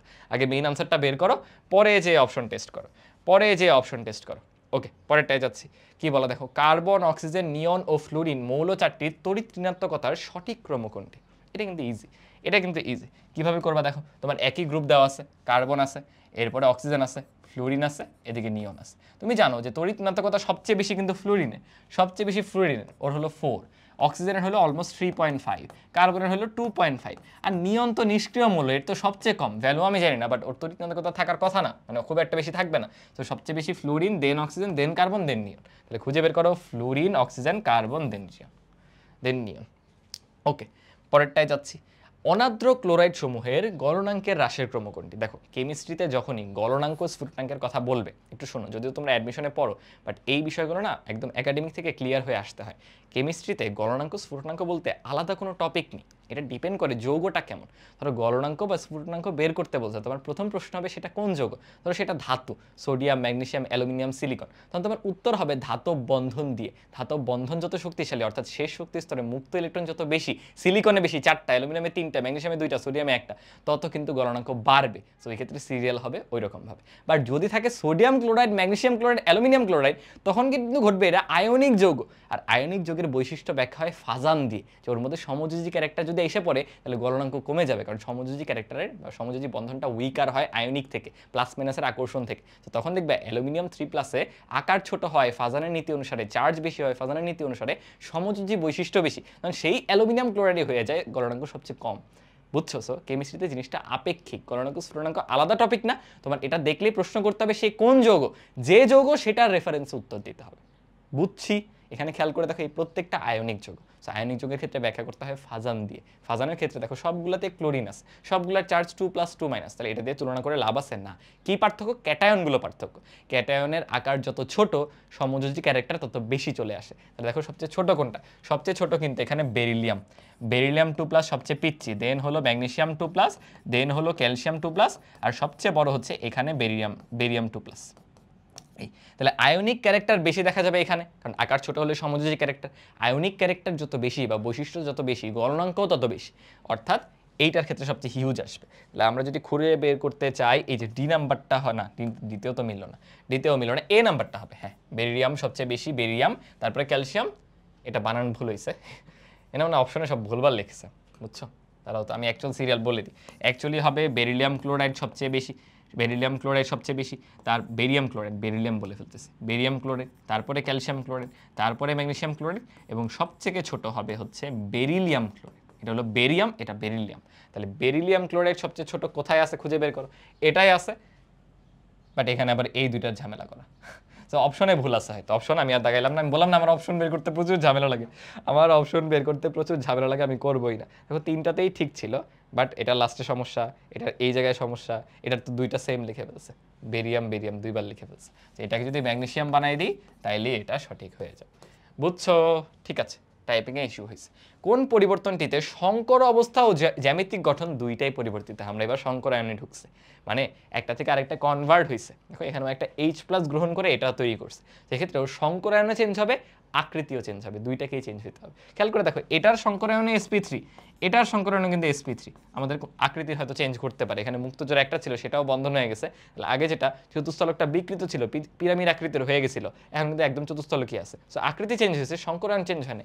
এটা দেখো পানির সংকরায়ন আমরা জানি sp3, এখানে ও দেখো একটা H+ গ্রহণ করছে ওর মতো, সো এখানে সংকরায়নে sp3ই থাকবে। হয়তো আকৃতিটা আগে ভেন শেপ বা উল্টা ভি থেকে এখন একটু ওই যে পিরামিড আকৃতির মতো হয়েছে। ওকে, এখানে খেয়াল করো, এখানে খেয়াল করো BF3-তে, আল্লাহ কই চলে গেলাম, কত বড় করে দিছি, হাই রে, এটা চেঞ্জ করলে ঝামেলা, বুঝছো? একবার ধরো হাতের পেয়ে গেছি না, ওই ইয়েটা নষ্ট হয়ে যায়, হাতের একটা মাপের ফ্লো আসছে পেনের, মোটামুটি হইলেই হইলো। ঠিক আছে, আসো আমরা পরে ফোকাস করি। BF3-তে দেখো বোরন 3টা ফ্লোরিনের সাথে বন্ধন করে আছে। তোমরা সংকরায়ন কিভাবে বের করো দেখাই দিবে, এটা অনেকে জানো না এই টেকনিকটা। সংকরায়ন বের করতে হয় lone pair sigma bond, lone pair sigma bond, নিজেকে বলো কেন্দ্রীয় মূলকে বোরন, বোরনের লাস্ট শেলে কয়টা ইলেকট্রন? 3টা। কিভাবে পাবো? ওর ইলেকট্রন সংখ্যা কয়টা? 5টা। ফার্স্ট শেলে 2টা থাকে, লাস্ট শেলে কয়টা? 3টা। তিনজন 3টা ফ্লোরিনের সাথে একটা বন্ধন করবে, কারণ একটা বন্ধনে 2টা ইলেকট্রন, একটা ওর একটা ফ্লোরিনের। তাহলে এই হলো বন্ধনগুলো শেষ, এই হলো বন্ধনগুলো শেষ। প্রথম বন্ধনটা হয় একজনের সাথে সিগমা, লিখছি পাই, একটা সিগমা, 2টা সিগমা, 3টা সিগমা। তোমার সংকরায়ন হবে sigma bond plus lone pair, দুইটার কাউন্ট মিলায় দেখো, সিগমা বন্ড 3, লোন পেয়ার 0, উত্তর 3। 3 মানে হচ্ছে একটা S, আরও 2টা লাগবে, তার মানে P2। বুঝছো? লেখাটা এখন বাজে হচ্ছে, কারণ ওই আগের শেপটা পাইনি, আর একটু মানে মোটা করতে হবে, আর হালকা একটু মোটা করতে হবে। ওকে, তাহলে এখানে sp3 আছে, বাট BF4- চিন্তা করো, বোরনের লাস্টে 3টা, তাহলে 3টা ফ্লোরিনে নিতে পারবে। 4 নাম্বারটাকে কিভাবে নিবে? তার মানে 4 নাম্বারটা সে অতিরিক্ত একটা ইলেকট্রন এনে নিছে, এই যে অতিরিক্ত একটা, সেইটা দিয়ে গঠন করছে। তার মানে এখানে একটা মাইনাস চার্জ চলে আসে। এখানে দেখো সিগমা সিগমা সিগমা সিগমা, 4টা সিগমা চলে আসছে, প্লাস লোন পেয়ার 0 মানে 4 মানে কিন্তু sp3। তাহলে তাকায় দেখো এক্ষেত্রে শেপ এবং সংকরায়ন দুইটারই পরিবর্তন ঘটবে, দুইটারই চেঞ্জ ঘটবে। দ্যাট মিনস এক্ষেত্রে বি নাম্বারটা উত্তর হবে। এটাও sp3, এটাও একটা অ্যালকেনে কার্বন কার্বন সিগন্যাল বন্ড থাকে, সবই sp3 আসবে। নিজেরা একটু করে দেখো, এটা MCQ সলভ ক্লাস, এখানে এত ডিটেলস আসলে যাওয়াটা উচিত না। ঠিক আছে, পরেরটায় যাচ্ছি। এই অনুতে তোমাকে বন্ধন কোণের সংখ্যা বের করতে হবে, যে বন্ধন কোণটা হচ্ছে 90 ডিগ্রি। জেনন একটা নিষ্ক্রিয় মৌল কেন? ও হচ্ছে আমাদের 18 নম্বর গ্রুপে আছে, ওর লাস্ট শেলে কয়টা ইলেকট্রন? 8টা। সো 8টার মধ্যে 4টা বন্ড করছে, মাথায় আনো, 8টার মধ্যে 4টা বন্ড করছে, থাকে কয়টা? 4টা। ওরা জোড়া আকারে থাকে, ওরা মুক্ত জোড় আকারে থাকে, এক জোড়া, এই হলো 2 জোড়া, 1 2। সেক্ষেত্রে সংকরায়ন বের করে দেখবা 4টা সিগমা আর দুইটা হচ্ছে লোন পেয়ার, মানে 6 মানে হচ্ছে sp3d2। sp3d2 এর শেপটা হয় এরকম, ধরো আমরা sf6 এ আছি, চারটা হবে একই তলে, এই চারটা একই তলে একটা খাতার মধ্যে রাখো, চারটাকে বর্গাকারে একটা খাতার মধ্যে রাখো, বাকি দুইটা হবে এই তলের লম্ব বরাবর, একটা উপরে আরেকটা হলো নিচে, কাইন্ড অফ এরকম। এই দেখো হাতের মধ্যে চারটা চারদিকে আছে বর্গাকারে 90 ডিগ্রিতে, একটা এই যে উপরে, একটা হলো নিচে, এভাবে থাকে। বাট মুক্তজোড় থাকলে তখন আর বন্ধনগুলো দেখা যায় না, মুক্তজোড়গুলো বসেও এই দুইটা প্লেসে, এই ক্ষেত্রে মুক্তজোড় দুইটা এই দুইটা প্লেসে বসবে। এখন তো মুক্তজোড় ছিল না, এটা দেখালে হবে না, এই যে দেখো ওই দুইটা প্লেসেই, ওই উপরে নিচে দুইটা প্লেসে মুক্তজোড় বসে পড়ছে, তখন তুমি আর মুক্তজোড় দেখবা না, একটা খাতার মধ্যে একটা বর্গ দেখবা, তো সমতলীয় বর্গাকার দেখবা, বুঝছো? তাহলে এখানে 90 ডিগ্রি কয়টা, একটা দুইটা তিনটা চারটা, চারটা 90 ডিগ্রি তৈরি হচ্ছে, উত্তর হলো ডি নাম্বারটা। একটু শেপটা চিন্তা করো, চারটা। ওকে, এত এত এত এত এদের বন্ধন ক্রমের ক্রম বলো। আমরা সবাই জানি এটাও sp3, এটাও sp3, এটাও sp3, এগুলো বইয়ের এক্সাম্পল, এগুলো খুবই গুরুত্বপূর্ণ, বারবার আসে। ওর বন্ধন কোণ সবার মুখস্থ থাকার কথা, 104.5 ডিগ্রি, CH4 হচ্ছে 109.5 ডিগ্রি, NH3 হচ্ছে 107 ডিগ্রি, আর H2S হচ্ছে সবচেয়ে কমটা 92 ডিগ্রি, বুঝছো? 92 এর কাছাকাছি। আমাদের আরেকটা বইয়ে দেওয়া আছে PH3, এটা খুব সম্ভবত 94 এর কাছাকাছি। যেগুলো বইয়ে দেওয়া এগুলো মাস্ট মনে রাখতে হবে, বুঝো না বুঝো মাস্ট মনে রাখতে হবে, বুঝছো? দেখো H2S কিন্তু পানির মতো, কেন কমে গেল? কারণ অক্সিজেনের তড়িৎনাত্মকতা বেশি, অক্সিজেন নিজের দিকে ইলেকট্রন টেনে রাখছে, সো বন্ধন জোড়া বিকর্ষণ করে বন্ধনটাকে ওয়াইড করে দিছে, বাট সালফার এই কাজটা করতে পারেনি, বুঝছো? এই জন্য কমে গেছে। ওকে, তাহলে আমাদের সিরিয়াল হবে কিন্তু সবচেয়ে বেশি হচ্ছে CH4, দেন হলো NH3, দেন পানি, দেন H2S, এই যে বি নাম্বারটা। ঠিক আছে, পরেরটায় যাচ্ছি। বরফের গঠনে কতটি অক্সিজেন পরমাণুতে হাইড্রোজেন বন্ধন থাকে? হাইড্রোজেন বন্ধন কোথায় হয়? ধরো অক্সিজেন, আর এই হলো আমাদের H, এই হলো পানির গঠন, কি করলাম, এই হলো পানির গঠন। এক্ষেত্রে ঘটে কি, এই যে বন্ধনটা, সেটার ইলেকট্রন জোর অক্সিজেন নিজের দিকে টান দেয়, ডেল্টা মাইনাস, এদিকে হয়ে যায় ডেল্টা প্লাস, আবার নিজের দিকে টান দেয়, ডেল্টা মাইনাস, এদিকে হয় ডেল্টা প্লাস। তো দেখা যায় হাইড্রোজেন বন্ধন এভাবে হয়, এদিক দিয়ে একটা, এদিক দিয়ে একটা, মানে অন্য পাশে কোনো প্লাস পাইলে ওরা আকর্ষণ করবে, অন্য পাশে মাইনাস পাইলে করবে, অন্য পাশে মাইনাস পাইলে করবে, এগুলোকে বলা হয় হাইড্রোজেন বন্ধন। সো একটা অক্সিজেন বলতেছে, একটা পানির অণু দেখো চারটা হাইড্রোজেন বন্ধন গঠন করতে পারে, অক্সিজেন একা কয়টা পারে? দুইটা। সো অক্সিজেন একা পারে দুইটা, পানির অণু পারে কিন্তু চারটা। সামনেরটাই যাচ্ছে, কোন যৌগটি সব থেকে বেশি পোলার? এটা জিএসটি পরীক্ষাতে আসছিল, খেয়াল করে দেখো, প্রত্যেকটা কিন্তু একই রকম দেখতে, প্রত্যেকটা কাইন্ড অফ একই রকমই দেখতে। CH4 এই, এরপর কি করছে, একটা জায়গায় খালি Cl দিয়ে দিছে, বাকিগুলো H আছে, এরপর চারটাতেই Cl দিছে, এই এরপরে দিছে হলো দুইটাতে Cl, আরেকটাই H, আরেকটাই H। দেখো এই প্রশ্নটা কি ঘটবে, এখানে এইটা আর এইটা দুইটা কিন্তু নন পোলার বা অপোলার হওয়ার রিজন কি? চারটা চতুস্থলক আকারে থাকলে সবচেয়ে সুষম, এরা এমনভাবে টানতেছে, তড়িৎনাত্মকতা কিন্তু আছে, ক্লোরিনের তড়িৎনাত্মকতা বেশি, টানাটানি করে আলটিমেটলি নিট যে পোলারিটি সেটা শূন্য হয়ে গেছে। ধরো দুইটা বল 180 ডিগ্রিতে টানলে কি হয়ে যায়? দুইটার মান সমান হলে 0 হয়ে যায় না? এইটার মান তো সমান, কারণ এটাও CCl, এটাও CCl, এটাও CCl, এটাও CCl, এটাও CH, এটাও CH, এটাও CH, এটাও CH। সো এগুলোতে নিট পোলারিটি থাকে না, পোলারিটি থাকে হচ্ছে এই দুইটাতে, বাট এই দুইটার মধ্যে কোনটায় বেশি থাকে কোনটায় কম থাকে এটা আমাদেরকে বের করতে হবে, বুঝছো? এইটা আমাদেরকে জাস্ট বের করতে হবে, এটা কিন্তু গুচ্ছতে আসছে। আচ্ছা আমি কিন্তু এখানে লিখতে ভুল করে ফেলছি না, আমার তো আছে কত, CH, Cl3, CH2, Cl2, মানে আমি হাইড্রোজেন ভাবছি তিনটা, বাট অ্যাকচুয়ালি ক্লোরিন কিন্তু তিনটা। এই তাহলে এই দুইটার মধ্যে পোলার কিন্তু বেশি হবে ও, কারণ চিন্তা করে দেখো ক্লোরিন তিনটা থাকলে অলমোস্ট এই দুইজন মিলে কিছুটা পোলারিটি কিন্তু ব্যালেন্স করে ফেলবে, বাট সবচেয়ে বেশি ডিসক্রিপেন্সিটা আছে এখানে, যেখানে ব্যালেন্স হবে না। দুইটা ক্লোরিন, দুইটা বিপরীতধর্মী থাকলেও মানে এখানে তার 180 ডিগ্রিতে থাকতেছে না, ওটা থাকতেছে 109.5 ডিগ্রিতে ওরকমভাবে। তো দেখা যায় এই তিনটা থাকলে অলমোস্ট সুষম হয়ে যায়, আরেকটা তো হাইড্রোজেন, বাট এই দুইটার বেলায় জিনিসটা অনেক বেশি ডিসক্রিপেন্সি, অনেক বেশি অসম। এই অসমতার কারণে কিন্তু পরবর্তী দেখা যায় এই টান করে নিট পোলারিটিটা বেশি থাকে। সো এটার উত্তরটা মনে রেখে দিও, CH2, Cl2। এখানে আসলে অনেকগুলো ফ্যাক্টর থাকে, তো সব ফ্যাক্টর তো আমরা চাইলে এক্সপ্লেন করতে পারবো না, আমাদের লেভেলে সব ফ্যাক্টর নিয়ে আলোচনা করাও হয় না, এই আর কি। ঠিক আছে, পরেরটায় যাচ্ছি। এই আয়নের কেন্দ্রীয় পরমাণুতে কি সংকরায়ন ঘটে? আমাদের জটিল যৌগের সংকরায়নের জন্য যেই জটিল যৌগ থাকবে তার কেন্দ্রীয় পরমাণু নাও, জারণ মান বের করো, কি আকারে আছে Fe2+, কেন সায়ানাইড হচ্ছে মাইনাস করে, 6টা মাইনাস, বাট 4 মাইনাস কেন, Fe2+ আছে।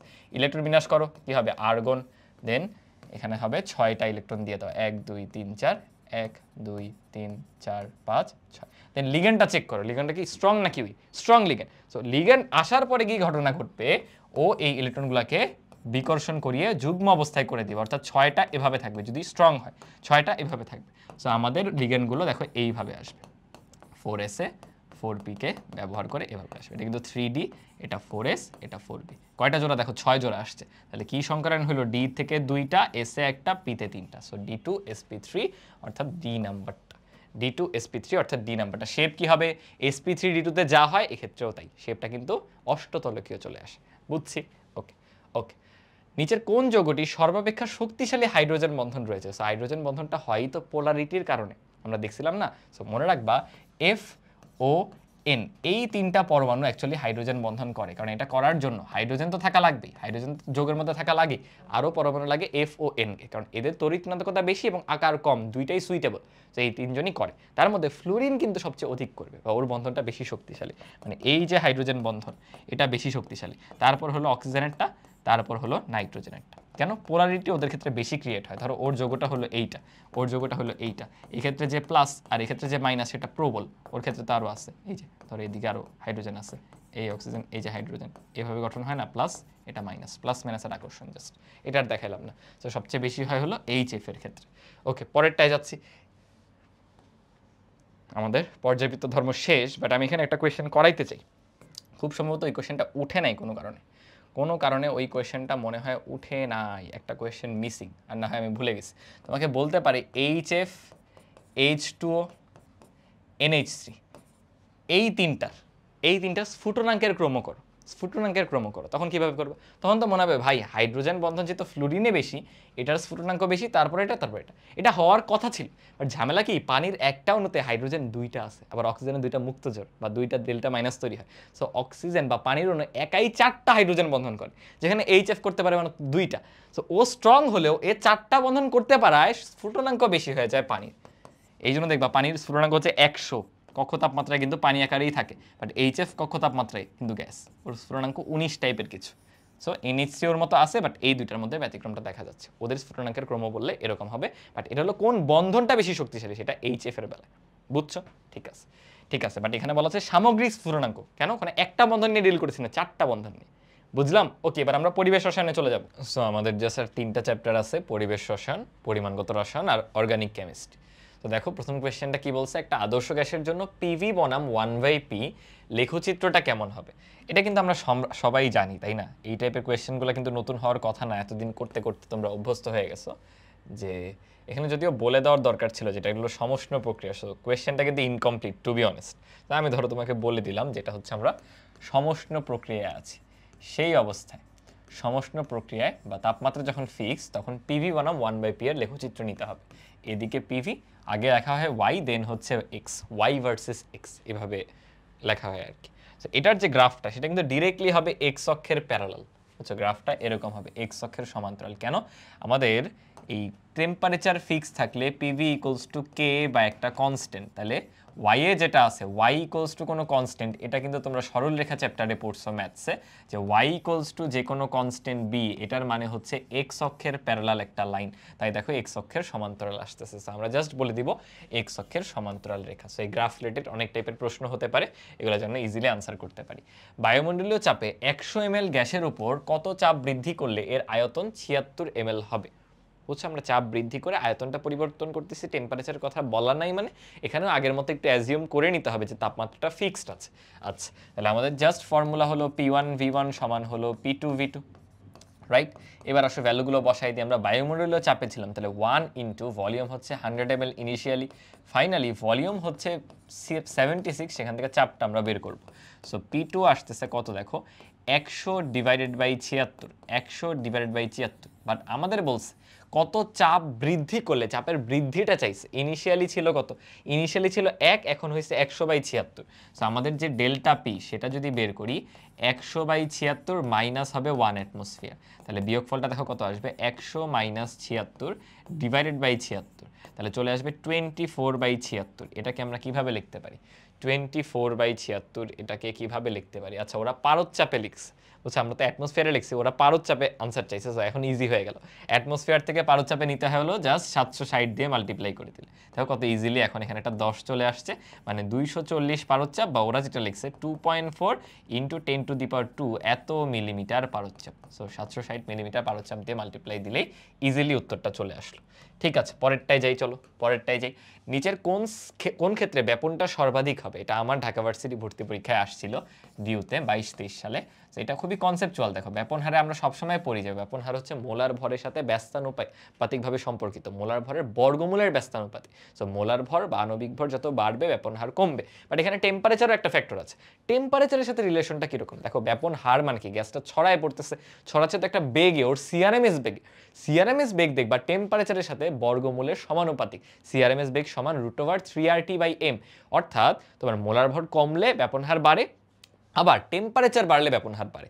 সো তোমার এখানে দুইটা অপশন, কার্বন মনোঅক্সাইড আর নিয়ন। কার্বন মনোঅক্সাইড মানে CO, আর হচ্ছে নিয়ন। বলো কোনটার ভর কত? নিয়ন হচ্ছে 10 না, সো এটার ভর অলমোস্ট ধরো 20 ধরলাম। আর এখানে কার্বন আর অক্সিজেন মিলে আসবে 12 আর 16, 12 আর 16তে কিন্তু 28।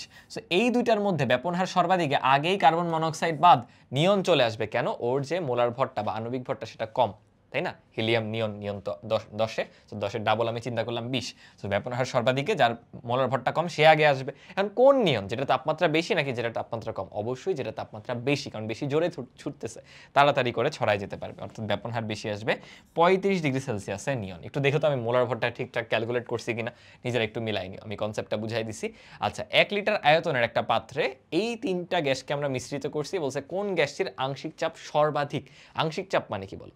মোল ভগ্নাংশ ইন্টু মোট চাপ, মোল ভগ্নাংশ ইন্টু মোট চাপ। এখানে মোট চাপের কথা কোনো কিছু বলা হয়নি, তো আমরা অ্যাকচুয়ালি মোট চাপটা ধরে নিলাম সবার ক্ষেত্রে পি। তো সবাই তো পি দিয়ে মাল্টিপ্লাই হচ্ছে, তো আলটিমেটলি কিন্তু ডিপেন্ড করবে মোল ভগ্নাংশের উপর, কার মোল ভগ্নাংশ কত। আবার মোল ভগ্নাংশের নিচে কিন্তু বসে টোটাল মোল, উপরে নিজের মোল। সো টোটাল মোল তো ওরা একই মিশ্রণে আছে, সেটাও সেম। সো বেসিক্যালি ডিপেন্ড করতেছে যার নিজের মোল বেশি তার চাপটা বেশি আসবে। ধরতে পারছো কিনা? অর্থাৎ এক্ষেত্রে এন সমানুপাতিক পি হয়ে যাবে, এন সমানুপাতিক পি হয়ে যাবে। জাস্ট এনটা বের করো, বলো এন অফ O2 কত দাঁড়াবে? 0.25 ডিভাইডেড বাই হচ্ছে 32। এন অফ N2 বের করো, 0.25 ডিভাইডেড বাই হচ্ছে নাইট্রোজেন কত? 28 গ্যাস আকারে থাকলে। আর এন অফ ও কেন লিখলাম? N of N2। আর যদি এন অফ CO2 বের করি, দেখছো মাথা নষ্ট হয়ে গেছে, এন অফ CO2 বের করি, সেটা আসবে 0.25 ডিভাইডেড বাই 44। বুঝতেই পারতেছো যে এই ক্ষেত্রে মোলার ভর বাড়ায় কমে যাচ্ছে। সো সবচেয়ে বেশি মোলটা কিন্তু নাইট্রোজেনের, তাই এরই প্রেসার বা আংশিক চাপটা বেশি আসবে। বি নাম্বারটা আমাদের কাঙ্ক্ষিত আনসার। আচ্ছা, বলছে কোনো মিশ্রণে 100 গ্রাম আইসোপ্রোপাইল অ্যালকোহল আর 50 গ্রাম পানি আছে, উক্ত মিশ্রণে অ্যালকোহলের মোল ভগ্নাংশটাকে আমাদের বের করতে হবে। সো মোল ভগ্নাংশ মানে কি? উপরে নিজের মোল, নিচে হচ্ছে টোটাল মোল। সো আইসোপ্রোপাইল অ্যালকোহলটা কি? এটা কাইন্ড অফ এই যে 3 কার্বন বিশিষ্ট, বাট এখানে হচ্ছে এইভাবে থাকে। দেখো ওর শিকলটা হলো এরকম, CH মিথ ইথ প্রোপ, কিন্তু সো এই জায়গায় OH হয়ে যাবে। আল্লাহ, 2 নাম্বার কার্বনে একটা CH3 বাইরে থাকে আর কি। এই যে 2 নাম্বার যে কার্বনটা, সেটা একটা CH3 এরকম বাইরে আকারে থাকে, এটাকেই বলা হয় আইসো অবস্থা। এই যে এইভাবে আর কি গঠনটা। তাহলে টোটাল কার্বন 3টা, তাই হয়েছে প্রোপাইল। এখানে শাখা হিসাবে কাউন্ট করে না, টোটালটাই নাম বলা হয় আইসো প্রোপাইল অ্যালকোহল। এবং আইসো গ্রুপ মানেই কার্বনে 1 2 নাম্বারে একটা মিথাইল মূলক এভাবে থাকতেছে, বা একটা মূলক থাকতেছে যে কোনো, বুঝছো? সো এটার আণবিক সংকেতটা যদি আমি একবারে লিখি, কার্বন হলো 3টা, হাইড্রোজেন দেখো 3 1 4 3 7 আর 1 8, C3H8O। এটা যদি মোলার ভর বের করো, 3 12 36, 36 আর 8 হচ্ছে 44, 44 আর 16তে 60। তাহলে আমার আলটিমেটলি কি আসবে? বলো উপরে নিজের মোল মানে হচ্ছে W/M, তাহলে 100/60 ডিভাইডেড বাই 100/60 যোগ হচ্ছে পানি। কোথায় পানি? হচ্ছে 50 গ্রাম। 50 বাই পানি হলো অক্সিজেন 16, হাইড্রোজেন দুইটায় 2 মানে 18। এবার যদি আমরা একটু ক্যালকুলেট করি, দেখো উপরে কাটাকাটি যায়, 0 0 কাটা 10/6কে লেখা যায় 5/3, তাহলে নিচেও 5/3 লিখে ফেলি। 5/3 যোগ এটাকেও 2 দিয়ে কাটলে 25/9। এবার যদি নিচে একটু লসাগু করো, 9 3 3 9, 3 5 15 যোগ হচ্ছে 25, আর উপরে আছে 5/3। তাহলে দেখো কি আসবে? উপরে চলে আসবে আমাদের 5/3 ইন্টু উপরে 9, নিচে হলো 40। তো 5 8 হলো 40, আবার 3 3 9। সো 3/8কে ক্যালকুলেট করতে হবে। 3/8 কিভাবে করব? উপরে একটা 10 দিই, নিচে একটা 10 দিই। 4 8 32, 4 এর কাছাকাছি, 4 এর চেয়ে কম হবে কিন্তু। তাহলে 0.4 এর চেয়ে একটু কম, 0.4 এর চেয়ে একটু কম, সেটা কি আছে দেখো? 0.375। বুঝছো ক্যালকুলেশনগুলো কিভাবে করবে? কিন্তু রাখছি এই কারণেই ক্যালকুলেশনগুলো বোঝানোর জন্য। ওকে, 27 ডিগ্রি সেলসিয়াস তাপমাত্রায় হিলিয়ামের আরএমএস বেগ কত? আর ভ্যালু বলছে গ্যাস ধ্রুবক। তাহলে আমরা জানি CRMS beg equals to √3RT/m। এখানে একটা ঝামেলা আছে, কি ঝামেলা জানো? এই এমটাকে কিন্তু কেজিতে নিয়ে বসাইতে হবে যদি তুমি এসআই ইউনিটে ভ্যালু বের করতে চাও।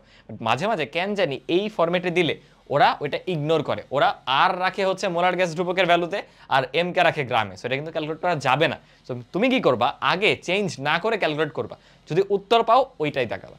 কিন্তু যদি চেঞ্জ করে যেটা আসে সেটা অপশনে থাকে তাহলে সেটাই অবশ্যই দেখাবা। কিন্তু যদি ওটা না থাকে তাহলে অপশন নেই, যেহেতু এই ক্ষেত্রে নাই তাই আমাদের চেঞ্জ করতে মানে চেঞ্জ করার কোনো ওয়ে নেই। তো আসলে জাস্ট ফর্মুলা বসে 3RT, টি কত বলছে বলো? 27 ডিগ্রি, 27 মানে হলো 300, ডিভাইডেড বাই হিলিয়ামের এম কত বলো?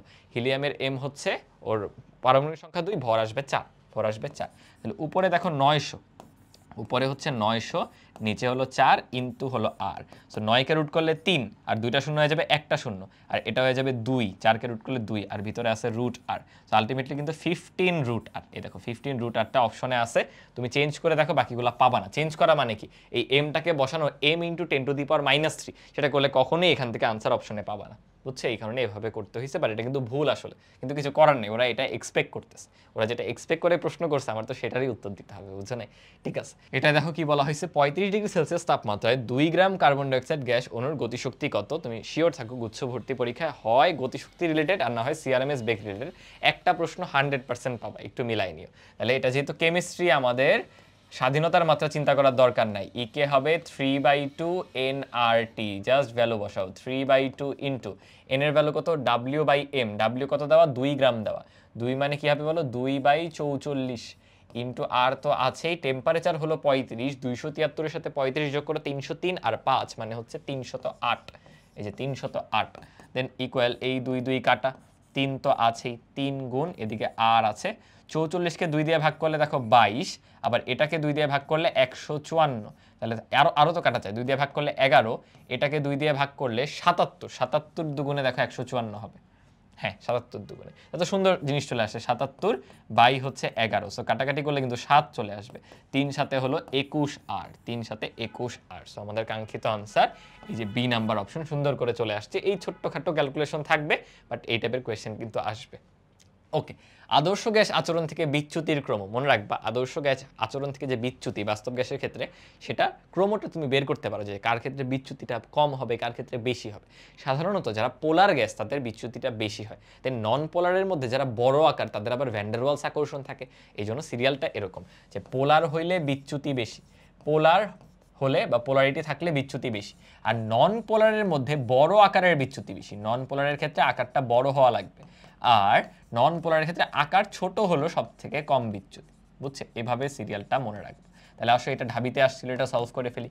কি হবে? সবচেয়ে বেশি বিচ্যুতি হলো পোলারটা, দেখো NH3 কিন্তু এখানে পোলার, তো সবচেয়ে বেশি বিচ্যুতি হবে NH3 তে, দেখো তো এই যে এইটা NH3 সবচেয়ে বেশি। এরপরে হবে বড় আকার নন পোলার, এই দুটার মধ্যে কিন্তু বড় আকার CO2, এরপরে বড় নাইট্রোজেন, আর সবচেয়ে ছোট হচ্ছে হাইড্রোজেন, এই জন্য এই সিরিয়ালে হয়েছে, এটা এ নাম্বারটা হচ্ছে। ঠিক আছে, পরেরটাই যাই। ভ্যান্ডারওয়ালস সমীকরণে এ দিয়ে কি বোঝায়? বি দিয়ে কিন্তু বোঝায় একটি বা 1 মোল গ্যাস অণুর, একটি না 1 মোল গ্যাস অণুর আয়তন, গ্যাস অণুর আয়তন, গ্যাসের আয়তন না, কিন্তু গ্যাসের আয়তন বলতে আমরা পাত্রের আয়তন বুঝাই, বাট গ্যাস অণুর মানে গ্যাসের অণুগুলোকে একদম তুমি যদি এই পাত্রের কোনায় একটু জায়গা দিতা, যতটুকু নিয়ে থাকতো, মানে ওর বেশি আর কম্প্রেস করা যাবেই না, অতটুকু আয়তন গ্যাস অণুর আয়তন, সেটার 1 মোলটাকে আমরা বি দিয়ে প্রকাশ করি। আর এ হচ্ছে আন্তঃআণবিক আকর্ষণ, ইন্টারমলিকিউলার বা আন্তঃআণবিক অ্যাট্রাকশন বা আকর্ষণ, মলিকিউলার বাদ দাও, লেখার দরকার নেই এত কিছু, ডিরেক্টলি উত্তর বলে দিই, ইন্টারমলিকিউলার বা আন্তঃআণবিক আকর্ষণ। অনেকে ভাবে আন্তঃআণবিক আকর্ষণ বিকর্ষণ, না, এর ভ্যালু দ্বারা আকর্ষণ বোঝায়, প্লাস মানে আকর্ষণ, ওই এর ভ্যালু নেগেটিভ আসলে বিকর্ষণ হয়ে যাবে, বুঝছো? বাট অ্যাকচুয়ালি একটা জিনিসই বোঝায়, ত্বরণ আর মন্দনের মতো, ত্বরণ আর মন্দনের মতো। আচ্ছা, আমাদের 4টা গ্যাসের এর মান দিয়ে দিছে আন্তঃআণবিক আকর্ষণ, বলছে কোনটাকে সহজে তরলীকরণ করা যাবে, বলো সে গ্যাস আকারে আছে, গ্যাস থেকে তরলে গেলে ওগুলো কি কাছে কাছে আসতে হবে না, অণুগুলো কাছে আসতে হবে, আন্তঃআণবিক আকর্ষণ বৃদ্ধি পেতে হবে, যার এ বেশি সেই তো আরো ইজিলি কাছাকাছি আসবে অণুগুলো, রাইট? তো যার এ বেশি সে ইজিলি তরলীকরণ করা যাবে, মানে এই যে এইটা, এটা কার বলতো? এই যে পোলার যে গ্যাসটা, পোলার যে গ্যাসটা অর্থাৎ অ্যামোনিয়াকে আমরা সবচেয়ে ইজিলি তরলীকরণ করতে পারবো। পরেরটাই যাই, অনুবন্ধী অ্যাসিড ক্ষার যুগলের উদাহরণ কোনটি? এটা তো আমরা করছি, এই কোয়েশ্চেন রিপিট হয়ে গেছে না, এই কোয়েশ্চেনটা রিপিট হয়ে গেছে, আমরা এটা করছি এ নাম্বার, অনুবন্ধী অ্যাসিড ক্ষারের উদাহরণ আমরা করছি, এটা হবে এ নাম্বার, এটা রিপিট হয়ে গেছে, রিয়েলি সরি। ওকে, আর এটা কোয়েশ্চেন করা যাইতো এটার জায়গায়। আচ্ছা, আমাদের ডিও এর ভ্যালু দেওয়া আছে, বলছে 1000 কেজি পানিতে ডিও এর মান কত, তাই না? পিপিএম এ দেওয়া আছে, পিপিএম মানে বুঝো, দেখো 6 মিলিগ্রাম আছে পার লিটারে। এখন পানির 1 লিটারের ভর কিন্তু 1000 কেজি, তো আমাদের বলছে 1000 কেজিতে কতটুকু থাকে সেটা বের করতে। তাহলে আমরা তো দেখতেছি যে 1000 কেজি, কি বললাম, 1 লিটারের ভর কিন্তু 1 কেজি, পানির 1 লিটারের ভর 1 কেজি। আমরা দেখতেছি 1 কেজিতে আছে 1 কেজিতে আছে 6 মিলিগ্রাম।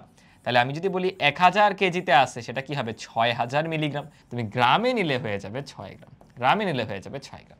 ওকে, এবার আমাদের ফাইনাল 2 চ্যাপ্টার্স, পরিমাণগত রসায়ন এবং অর্গানিক কেমিস্ট্রি। 1 ফোঁটা পানিতে বিদ্যমান মোট পরমাণুর সংখ্যা বের করতে বলছে। 1 ফোঁটা পানির কিছু ডিটেলস দিছে, আয়তন বলে দিছে, ঘনত্ব বলে দিছে। বলো, আয়তন আর ঘনত্ব জানলে তুমি কি জানো? Rho equals M by V, মানে ভর জানো। এক্ষেত্রে কেমিস্ট্রিতে ভর তো আমরা ডাব্লিউ দিয়ে প্রকাশ করি, so rho equals to W by volume. So W বা ভর এসে পড়বে রো ইন্টু ভি। এককগুলো খেয়াল রাখো, রোকে আমি বসাইছি গ্রাম পার সেন্টিমিটার কিউবে, তাহলে 1 into 10⁻1 gram per centimetre cube into V কত 0.05 সেন্টিমিটার কিউব। এই তাহলে কত ভর সেটা গ্রামে চলে আসবে, মানে 0.05 গ্রাম পানি নিছি আমরা। এই এখান থেকে জাস্ট কি বলছে বলো, পানির পরমাণুর সংখ্যা বের করতে হবে, পরমাণুর সংখ্যা বের করতে হবে। তাহলে এটা কোনো ব্যাপার? বলো, ডাব্লিউ বাই এম সমান হচ্ছে অণু বা পরমাণু লাগলে আমরা এন বাই এন এতে কনভার্ট করি। ভরটা মাত্র করে দেখলাম 0.05 ডিভাইডেড বাই মোলার ভর 18, এন আসবে আমরা বের করবো, আর এটা তো অ্যাভোগাড্রো নাম্বার 6.023 10⁻23। ওরা কিন্তু ক্যালকুলেট করতে বলে নাই, ওরা এই গুণফল আকারে প্রকাশ করতে বলছে। তো আমার আলটিমেট আনসার দেখো কি হবে, এন আসবে 18 ইন্টু 18 না তো 18 দ্বারা ভাগ যাচ্ছে, এন আসবে হচ্ছে 0.05 ইন্টু 6.023 10⁻23 ডিভাইডেড বাই, এটা উপরে গেছে ডিভাইডেড বাই হলো 18। বাট এটাই কি উত্তর? এটা কিন্তু পানির অণুর ক্যালকুলেশন, পানির একটা অণুতে পরমাণু 3টা, এটার সাথে আবার একটা 3 মাল্টিপ্লাই হবে। এই জায়গাটাতেই পরীক্ষায় ম্যাক্সিমাম মানুষ ভুল করে আসবে, এই জায়গাটা ম্যাক্সিমাম মানুষ ভুল করে আসবে। তাহলে 3 into 0.05 into Avogadro number divided by 3, মানে এইটা উত্তর। ইভেন দেখো 3 6 18, 18 কেটে অপশন দিতে পারতো, 18 কেটে অপশন দিতে পারতো। এটা অপশন এভাবে না রাখলেও ক্যালকুলেট এমনিই করা যাচ্ছিল, বুঝছো? একদম ইজি কোয়েশ্চেন ছিল, জাস্ট ক্যাচটা হলো ডাব্লিউটা রো এর মাধ্যমে দিয়ে দিছে। আমরা এই ফর্মুলা তো সবাই অ্যাপ্লাই করি, এই ডাব্লিউটাকে তুমি রো থেকে পাইছো, এই কানেকশনটা। ওকে, পরেরটাই যাই। 50 গ্রাম ক্যালসিয়াম কার্বনেটের বিয়োজনে কার্বন ডাইঅক্সাইডের ভরটা বের করো, মানে বিয়োজনে যতটুকু কার্বন ডাইঅক্সাইড বের হবে, উৎপন্ন হবে, তার ভরটা নির্ণয় করো। এগুলোর জন্য আমরা সহগ অনুপাত সূত্র ইউজ করব। আগে বিক্রিয়া লিখে ফেলো, ক্যালসিয়াম কার্বনেটকে তাপীয় বিয়োজন করলে ক্যালসিয়াম অক্সাইড আর কার্বন ডাইঅক্সাইড তৈরি হয়, এরা 1:1 এর রেশিওতে বিক্রিয়া করে। তাহলে এভাবে ক্যালকুলেট করতে হয় যে N of CaCO3 divided by সহগ কত 1 সমান কি বের করতে বলছে, N of CO2 divided by 1। এবার এন গুলাকে তুমি তোমার যেটা চাহিদা, যেটা বের করতে চাও সেটার আদলে ভাঙো। তুমি কি বের করতে চাও বলো? তুমি বের করতে চাও হচ্ছে ভর, তাহলে এইটাকে ভরে ভাঙো, ডাব্লিউ বাই এম মানে 50 বাই এম তো 100 সমান কার্বন ডাইঅক্সাইডের ডাব্লিউ বাই এম তো 44। তাহলে কত আসবে দেখো, এখানে হাফ, এটাও হাফ হয়ে যাবে, দ্যাট মিনস 22 গ্রাম। আমি সহজ এক্সাম্পল দেখাইছি, তোমাদের অন্য কোনো বিক্রিয়া দিতে পারে যেখানে সহগ থাকবে অন্য কিছু, ওগুলো প্রশ্ন ব্যাংক থেকে, ভার্সিটি এই ইউনিটের প্রশ্ন ব্যাংক থেকে নিজের একটু প্র্যাকটিস করো, চর্চা করতে হবে। ওকে, পরেরটায় যাই। কি বলা, এত গ্রাম সোডিয়াম কার্বনেটকে সম্পূর্ণ প্রশমন করতে কতটুকু HCl লাগবে? সম্পূর্ণ প্রশমনের জন্য একটা জিনিস মনে রাখতে পারো যে N ইন্টু ই অফ ক্ষার বা বেইজ, সেটা ইকুয়ালস হবে N into E of acid, যদি সম্পূর্ণ প্রশমন ঘটে যায়। তাইলে এক্ষেত্রে ক্ষারটাকে, সোডিয়াম কার্বনেট এই লবণটাই ক্ষারীয় একটা লবণ, অ্যাসিডের সাথেও একটা ক্ষার হিসেবে আচরণ করবে। তাহলে ওর N কোথা থেকে পাবো? ভর থেকে পাবো। তাহলে N মানে ডাব্লিউ বাই এম, এই যে এত বাই এম দেখবা 106 আসে, ইন্টু ওর তুল্য সংখ্যা 2। লবণের ক্ষেত্রে ক্যাটায়নের মোট চার্জ বের করো, মোট চার্জ কত? +2, তাহলে তুল্য সংখ্যা 2 হবে। কেন? ওকে যখন পানিতে দেওয়া হয়, সোডিয়াম কার্বনেটকে তুমি যদি পানিতে দিয়ে দাও, দেখা যাবে ও এই আয়নগুলো তৈরি করবে, 2 সোডিয়াম প্লাস দেন 2টা OH মাইনাস, আর হচ্ছে কার্বন ডাইঅক্সাইড উড়ে যাবে, এই অবস্থা গঠন করবে। এই কারণেই কিন্তু তুল্য সংখ্যা 2 বলা হয়েছে। ওকে, এখানে অ্যাসিডেরটা বের করো, বলছে কত গ্রাম, মানে ডাব্লিউ বাই HCl মানে 36.5 m, আর ওর তুল্য সংখ্যা তো 1। জাস্ট এখান থেকে ক্যালকুলেট করবো, ডাব্লিউ সমান আসবে 36.5 ইন্টু 2 ইন্টু 14.5 ডিভাইডেড বাই 106। বিরাট ক্যালকুলেশন। চলো ধাপে ধাপে আগে। প্রথমত কি করা যায় বলো? প্রথমত কি করা যায়? 14 সাথে এর কোনো রিলেশন আছে? 14 সাথে 106, 14 সাথে 14 না ধরে 15 ধরবো, কি দরকার নেই, 14.5 আছে না, 14.5কে 2 দিয়ে আগে গুণ করে দিই চলো। তাহলে 36.5 ইন্টু 14.5 গুণে হয়ে যাবে 29 বাই 106। 29কে 4 দিয়ে গুণ দাও, 4 দুগুণে 8 মানে 80, 4 নং 36 মানে হয়ে গেছে 116, বেশি হয়ে যায়, 4 দিয়ে গুণ করলে বেশি হয়ে যায়, একটু ধরি যাও 116, তো আমরা 4 ধরলাম, 4 এর চেয়ে অনেক কম হবে, তো 4 দিয়ে এটাকে ভাগ করলে আবার 9, বাট এটা তো একটু ছোট সংখ্যা দিয়ে ভাগ করছো, সো 9 এর 4 একটু বেশি আসবে, একটু বেশি, অনেকটু বেশি, দেখো 9 এর চেয়ে একটু বেশি, এত বেশিও তো আসবে না রে ভাই, 9 এর বেশি একটু কাছাকাছি, কিন্তু এইটা মোটামুটি কাছাকাছি গেলেই হয়ে যাবে, এত ইয়ে হবে না, তোমার অপশন মোটামুটি দূরে দূরেই দিবে, বুঝলাম? ঠিক আছে, ঠিক আছে, পরেরটায় যাচ্ছি, কি বলা দেখো, একটি সেমিমোলার দ্রবণকে, সেমিমোলার মানে কি ফাইনালের আগে, মানে 1 মোলারের আগে হাফ, 0.5 মোলার, ডেসিমোলার মানে কি 0.1 মোলার তৈরি করতে দ্রবণের আয়তন কি পরিমাণ বৃদ্ধি করতে হবে। জাস্ট এই ফর্মুলা তোমরা যেটা লেখো V1S1 সমান V2S2, আমি লিখি C1V1 সমান C2V2, তাহলে ইনিশিয়ালি কনসেন্ট্রেশন ছিল 0.5, ভলিউম ধরো V1 ইকুয়ালস টু, পরে ছিল C2, C2টা তো জানি, পরে হচ্ছে আমাদের 0.1 মোলার, ঘনমাত্রা কমাই দিয়েছে, তাহলে পানি আরও অ্যাড করছি V2, V2টা কত আসো বের করি, 0.5 ডিভাইডেড বাই 0.1, দেখো 5 গুণ চলে আসবে, তাহলে V2 হচ্ছে V1 এর 5 গুণ, V2 হচ্ছে 5 গুণ অফ V1, তাহলে ডেল্টা V কত, ডেল্টা V যদি বিয়োগ করে দেখো 5V1 মাইনাস V1 মানে 4 গুণ বাড়াইতে হবে, ধরো আগে ছিল 100 লিটার, এখন করতে হবে 500 লিটার, তাহলে কি 500 যোগ করবা না 400 যোগ করবা, 4 গুণ যোগ করবা, তাহলে কতটুকু বৃদ্ধি করতে হবে, 4 গুণ বৃদ্ধি করতে হবে, খুবই কেয়ারফুল, ইজি ম্যাথ, ভুল করে আইসো না।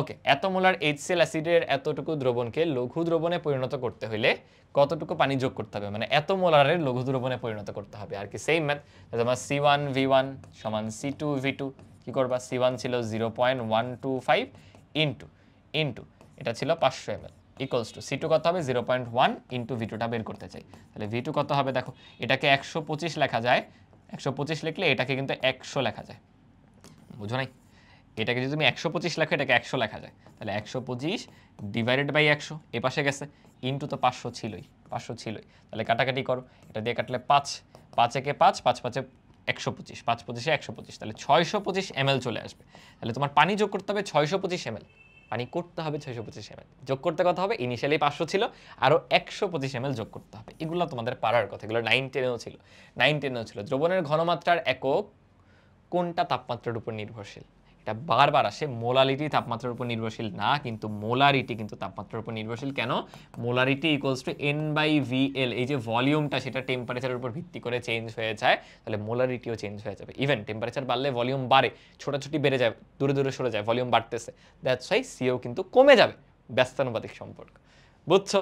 ঠিক আছে, 5% সোডিয়াম কার্বনেট দ্রবণের ঘনমাত্রা আমাদের কত মোলার বের করতে বলছে, এটা সম্পর্ক কি বলো, 10x/m, শতাংশটাকে 10x/m এ করলেই তোমার সি বের হয়ে যাবে, তাহলে 10 ইন্টু এক্স কত 5% divided by M, sodium carbonate হচ্ছে 106, তাহলে 50/106, কিভাবে করবে বলো, উপরেরটাকে চিন্তা করো 50, নিচেরটাকে চিন্তা করো হাফ, তাহলে 100 আর কি, তাহলে চলে আসবে হাফ বা 0.5, বাট ঝামেলা কি দেখো, তুমি 106 এর জায়গায় 100 দিয়ে ভাগ করছো, আর একটু বড় সংখ্যা দিয়ে ভাগ করতে হবে, মানে ভ্যালুটা আরো কম আসবে, 0.5 এর চেয়ে কম আসবে, বুঝো, 100 দিয়ে ভাগ করছো 100 এর জায়গায়, 106 এর জায়গায়, আরো ভাগ করলে আরো ছোট হইতো ভ্যালুটা, তাহলে 0.5 এর চেয়ে একটু ছোট, 0.5 এর চেয়ে একটু ছোট, কিন্তু এই শূন্য আসবে না, 0.47 আসবে, বুঝছো, এই দুটো তো নাই, বাট এখানে অনেকে ভুল করে এটা দেখাবে, এটা কিন্তু হচ্ছে না।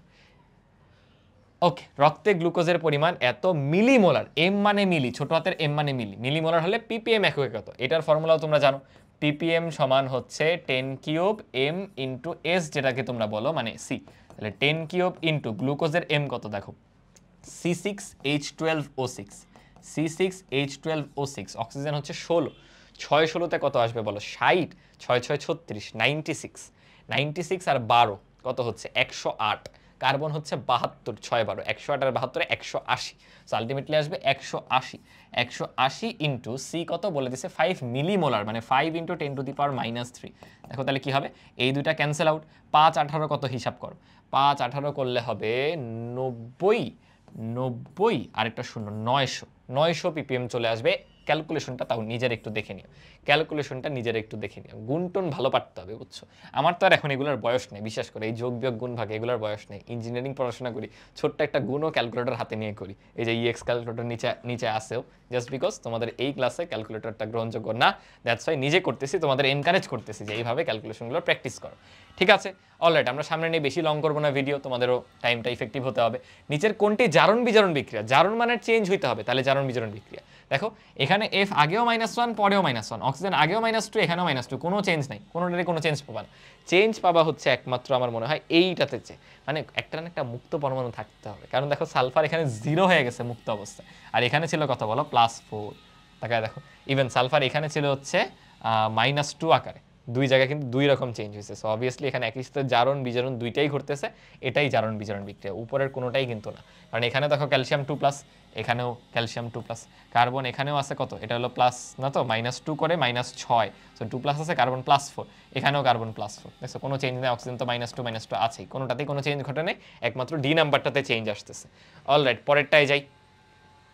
দেখো তো কি বলা হইলো, CaOCl এই যৌগটাতে calcium chloro hypochloride, calcium chloro hypochloride, এখানে জারণ সংখ্যাটা বের করতে হবে ক্লোরিন। এখানে ঝামেলা কি দেখো, আমরা জারণ সংখ্যার মিনিং জাস্ট মনে করি ওই যে একটু আগে যেভাবে করলাম, যে পুরো যৌগটার সামগ্রিক জারণ মান 0 আসতে হবে, এক্স ধরে সলভ করব, এটা কিন্তু এভারেজ জারণ মান। আসলে জারণ মানের কনসেপ্ট হচ্ছে এরকম, ধরো পানির অণুতে প্রত্যেকটা বন্ধনে দেখো তড়িৎ ঋণাত্মকতা কার বেশি, যার বেশি সে উইন করতেছে, সে পাবে মাইনাস, অপরজন পাবে প্লাস। প্রত্যেকটা বন্ধনের করেসপন্ডিং একটা জারণ মান থাকে। তাহলে এই যে বন্ধনটা, অক্সিজেন পাবে -1, ও পাবে +1, অক্সিজেন পাবে -1, ও পাবে +1। তাই সামগ্রিকভাবে সম্পূর্ণ যে যৌগটা, সম্পূর্ণ যৌগটাতে দেখা যায় যে অক্সিজেনের জারণ মান চলে আসে 2-। বুঝছো? তাহলে আমরা যদি এই যৌগটা খেয়াল করি, ধর আমি বললাম এই যৌগটার কথা, এটাকে বলা হয় হাইড্রোজেন পারঅক্সাইড H2O2। দেখবা এখানে অক্সিজেন -1 চলে আসে, বা পারঅক্সাইডে অক্সিজেন -1 চলে আসে। কেন? অক্সিজেনে যখন নিজের সাথে নিজে বন্ধনে আছে, এখানে তো কেউ জিতে নেই, তাই কেউ কোনো পয়েন্ট পায়নি। বাট এখানে O+1 পাইছে, O-1 পাইছে, O+1 পাইছে, O-1 পাইছে। খেয়াল করছো জিনিসটা কিভাবে ঘটে? ইভেন তোমাকে দাঁড়াও আরও দেখে, আর কি দেখতে চাও? ধরো ফর এক্সাম্পল আমরা যে H2SO4 লিখি, ধরো ওটা গাঠনিক সংকেত আমি লিখলাম এই, এখানে কিভাবে সালফার +6 হয়, এখন খেয়াল করো সালফার কিভাবে +6 হয়। দেখো দুইটা বন্ধন, কিন্তু প্রথম বন্ধনে অক্সিজেন জিতছে, সেকেন্ডটাও জিতছে, তাহলে ওর অলরেডি 2+। এখানেও অক্সিজেন একটাই জিতছে, অক্সিজেন দুইটাই জিতছে, আরও 2+। অক্সিজেন একটাই জিতছে, আরও 1+। অক্সিজেন একটাই জিতছে, আরও 1+। অক্সিজেন ওর সাথে একটাই জিতছে, মাইনাস। অক্সিজেন ওর সাথে একটা জিতছে, মাইনাস। একটা প্লাস হারাতে, একটা প্লাস হারাতে, এইভাবে আলটিমেটলি জারণ মানটা ডিস্ট্রিবিউট হয়। তাকায় দেখো সালফারে কিন্তু +6ই আসতেছে। বুঝছো? তাহলে আমাদের এই যৌগে কিভাবে করবো? দেখো এখানে ক্যালসিয়াম 2+ আছে সত্য, Cl- আছে সত্য, বাট এই OCl মানে এই দুইজনের মধ্যে একটা বন্ড আছে, এই যে এই দুইজন, এটা সামগ্রিক চার্জ -1, সো মাইনাস মাইনাসে প্লাস -2, আর এখানে +2, দুইটা মিলে নিষ্ক্রিয় হচ্ছে যৌগটা। তাহলে এই যে বন্ধনটা, এখানে কার জারণ মান কত? Cl আর OCl, এই দুইটার মধ্যে কে উইন করতেছে? এই দুইটার মধ্যে অবশ্যই অক্সিজেন উইন করতেছে, তাই O-, ক্লোরিন পাবে প্লাস। সো ক্লোরিন যে অলওয়েজ -1 তা না, তোমাকে আমি বলবো এই যৌগটা করো OF2। বলো এই জগতে অক্সিজেনের জারণ মান কত? ভুল টুল করে দিয়ে কত কিছু জানি করে আসবা। OF2, এটার গঠন কেমন? এখানে অক্সিজেনের এক পাশে ফ্লুরিন, আরেক পাশে ফ্লুরিন। ভাই ফ্লুরিনের তড়িৎ ঋণাত্মকতা সবচেয়ে বেশি, অক্সিজেন এখানে ওর সাথে ঋণাত্মক হবে না। ফ্লুরিনের পরে দ্বিতীয় তড়িৎ ঋণাত্মক হচ্ছে অক্সিজেন, এই জন্য মোস্টলি যৌগগুলোতে তুমি ওকে নেগেটিভ হইতে দেখতা, -2, -1, ইভেন সুপার অক্সাইডের -1/2ও থাকে। বাট এখানে ফ্লুরিন হচ্ছে বেশি তড়িৎ ঋণাত্মক, তাহলে এই বন্ধনে উইন করছে ফ্লুরিন, তাই -O+। এখানেও ফ্লুরিন জিতছে -+। তাকায় দেখো OF2 তে অক্সিজেন 2+ আসতো, চিন্তা করে দেখছো 2+ তো না +2, অ্যাকচুয়ালি 2+ দিয়ে চার্জ লেখা হয়, জারণ মান হলো ডিরেক্ট +2। বুঝছো? সো এই ক্ষেত্রে হইছে এখানে ক্লোরিন +1 আকারে আছে, আর এটা তো -1 আছেই। সো +1 -1 দুইটা উত্তর হবে একসাথে। অনেক কিছু বুঝাইলাম, কারণ এই উদাহরণ এক্স্যাক্টলি না আসলেও এগুলা মিলাই ঝিলাই আসতে পারে। সো এই বেসিকটা অনেকেরই থাকে না, আমি দেখছি, তাই একটু দেখাই দিলাম আমার যে এক্সপিরিয়েন্স সেখান থেকে। ওকে, এই জগতে বলছে কোনটা সঠিক, দেখো আমরা একটু অবজার্ভটা করি। SN এর এখানে চার্জ কত বলো? +2। এখানে কত হয়েছে বলো? +4। F এর এখানে চার্জ কত? +3। এখানে কত হয়েছে? +2। তাহলে কার জারণ হলো, কার বিজারণ হলো? অবশ্যই SN এর হয়েছে জারক, তাইলে ও কিন্তু বিজারক, এই যৌগটা বিজারক। আর এইটার হয়েছে বিজারণ, তাহলে Fe উৎপাদক না, বিক্রিয়কে যেটা আছে এটা কিন্তু জারক। তাহলে আমাদের কি বলছে? SnCl2 বিজারক। দেখো তো SnCl2 জারণ হয়েছে, হ্যাঁ আল্লাহ কষ্ট কমাই দিছে, প্রথমটাই সঠিক, ওই বিজারক। বুঝছো? ইজি কিন্তু। কি বললো দেখো, এই বিক্রিয়াটিতে মোট কতটি ইলেকট্রন আদান প্রদান ঘটে? জারণ বিজারণে বেসিক পারতে হবে। তোমার হয়তো এমসিকিউতে একদম পুরো সমতাকরণ দিবে না, বাট এই টাইপের কোয়েশ্চেন দিলে তখন কি বসে বসে পুরো সমতাকরণ করবা না? কিভাবে করব? তোমার জানার কথা যে KMnO4 এর ক্ষেত্রে একটা বিক্রিয়ায়, KMnO4 এর ক্ষেত্রে দর্শকান্ত K+, MnO4- এর বিক্রিয়াটা এরকম যে Mn2+ এ কনভার্ট হয়। দেন তাকে দেখো 4টা অক্সিজেন, তাই 4টা পানি দিতে হয়। এই পরে চার্জ ব্যালেন্স করতে হয়। চার্জ ব্যালেন্স কিভাবে করব? দেখো যতগুলো অক্সিজেন ততগুলো পানি দিছো, যতগুলো অক্সিজেন ততগুলো পানি, তাহলে এই পাশে কিন্তু ততগুলো হাইড্রোজেন দিতে হবে বা H+ দিতে হবে, অ্যাসিড নেওয়া হয় তো 8টা H+। পরে দেখো 8 আর 1 7 হয়ে গেছে, পরবর্তীতে +5 ইলেকট্রন দিতে হয় যাতে 7 থেকে 5 বিয়োগ যে 2 হয়ে যায়, এক্ষেত্রে তো 2 আছে। তাহলে ওর একটা বিক্রিয়ায় এক অণুর জন্য 5টার আদান প্রদান, তাহলে 2 অণুর জন্য কয়টা, 5 দুগুণে 10টার আদান প্রদান, বুঝছো? ইভেন এইটা দিয়েও করতে পারো, ওর এক অণুতে কিন্তু একটারই আদান প্রদান, Fe2+ থেকে Fe3+ যখন হয় একটা ইলেকট্রন ত্যাগ করে, এই তাহলে 10টার জন্য 10টা আদান প্রদান, তাহলে বুঝাই যাচ্ছে পুরা বিক্রিয়া 10টা। আবার বললো না 10 দুগুণে 20, এটার 10 এটার 10, ও যেটা ত্যাগ করে এ সেটাই গ্রহণ করে, একই সাথে এটা ঘটতেছে, একই ইলেকট্রন মুভ করতেছে। ওকে ওকে, চলো পরেরটায় যাচ্ছি। কি বলা হইলো, অম্লীয় মাধ্যমে 6 গ্রাম ফেরাস সালফেটকে জারিত করতে কত গ্রাম K2Cr2O7 লাগবে? আমরা ঠিক যেমন পূর্ণ প্রশমন করছিলাম ঠিক তেমনইভাবে জারক বিজারকেও এই ফর্মুলা দিয়ে ম্যাথ করবা। দুইটারই একটা করে ম্যাথ করাইছি, তোমরা কোয়েশ্চেন ব্যাংক থেকে বাকিগুলো মাস্ট সলভ করে যাবে, এটার একটা ম্যাথ পাবাই 100%। n ইন্টু ই অফ জারক হবে n ইন্টু ই অফ বিজারক, তাহলে এখানে জারকটাকে KMnO4 সরি K2Cr2O7 আছে, ওর বলো তুল্য সংখ্যা বলো 6, KMnO4 এর হচ্ছে 5, F এর হচ্ছে 1, বুঝছো? তাহলে এক্ষেত্রে বসবে 6 গুণ n, n তো জানি না, W/m, অ্যান্ড m লাগবে, K2Cr2O7 এর m লাগবে, কিভাবে বের করবা? অক্সিজেন 16, 7 16তে কত 70, 6 7 42, তাহলে আসতেছে 112। ওকে, পটাশিয়াম হচ্ছে 39, 39 দুগুণে কত হবে 78, 112 আর 78 হয়ে গেছে হচ্ছে 190 যদি ভুল করে না থাকি 190। ক্রোমিয়াম কত, ক্রোমিয়াম মনে পড়তেছে না, ক্রোমিয়াম কি 52ই হওয়ার কথা, তাহলে আরো 104, 104, তাহলে 104 আর 90 মিলে তো 304 হয়ে যায়, আসলে তো 294 সামথিং হওয়ার কথা। এই আমি এটা ক্যালকুলেটর দিয়ে করে দিই, তোমরা একটু নিজেরা কইরো, আমার আর এই গুণ করার বয়স নেই, বুঝছো? বসে বসে গুণ যোগ করতেছি। ক্রোমিয়াম যদি 52 হয় আর পটাশিয়াম হচ্ছে, হ্যাঁ আমি যেটা বলছিলাম 294 হওয়ার কথা, আমি ওই যে 10 একটা মিস্টেক করছি, 294 আসবে, বুঝছো? 294 সমান। আর তোমরা এতদিন পড়তে পড়তে এখন KMnO4 K2Cr2O7 এদের মোলার ভর মুখস্থ না রাখো, দেখে চিনতে হবে যে হ্যাঁ এটা দিয়ে ম্যাথ করছি, এটা দিয়ে ম্যাথ করছি, না চিনলে ম্যাথ করোই নি, ভুলে গেছো, চর্চায় রাখো নি। ওকে, ইকুয়ালস টু n এর কত 1, এর মান তো 1, FeSO4 এর ক্ষেত্রে ওর ভর দেওয়া আছে 6 গ্রাম, 6 ডিভাইডেড বাই, বলো FeSO4 এর জন্য ভরটা কত বসাবা? FeSO4 এর জন্য আয়রন হলো 56, সালফার 32, না ভাই আমি আর করবো না, আমি আর এই জিনিস করবো না, তোমরা হাতে হাতে কইরো, 4 গুণ 16 যোগ 32 যোগ হচ্ছে আয়রনের 56, আমি 152 সরাসরি দিয়ে দিলাম। এই এখান থেকে অ্যাপ্রক্স জাস্ট ক্যালকুলেশনটা করতে হবে, তাহলে W আসবে দেখো কি, দুই পাশে কিন্তু 6 6 কাটা, তুল্য সংখ্যা দিয়ে কেটে গেছে, আলটিমেটে থাকবে 294/152।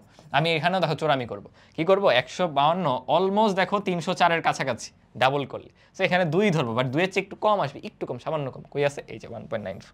সো অপশন এমনভাবেই দিবে, তোমাকে এক্সপেক্ট করতেছে না ক্যালকুলেট করো, এক্সপেক্ট করতেছে কাছাকাছি যাও, বুঝলাম? অলরাইট, আমাদের মোস্টলি সব চ্যাপ্টার শেষ হয়ে গেল, এখন জাস্ট অর্গানিকে যাব।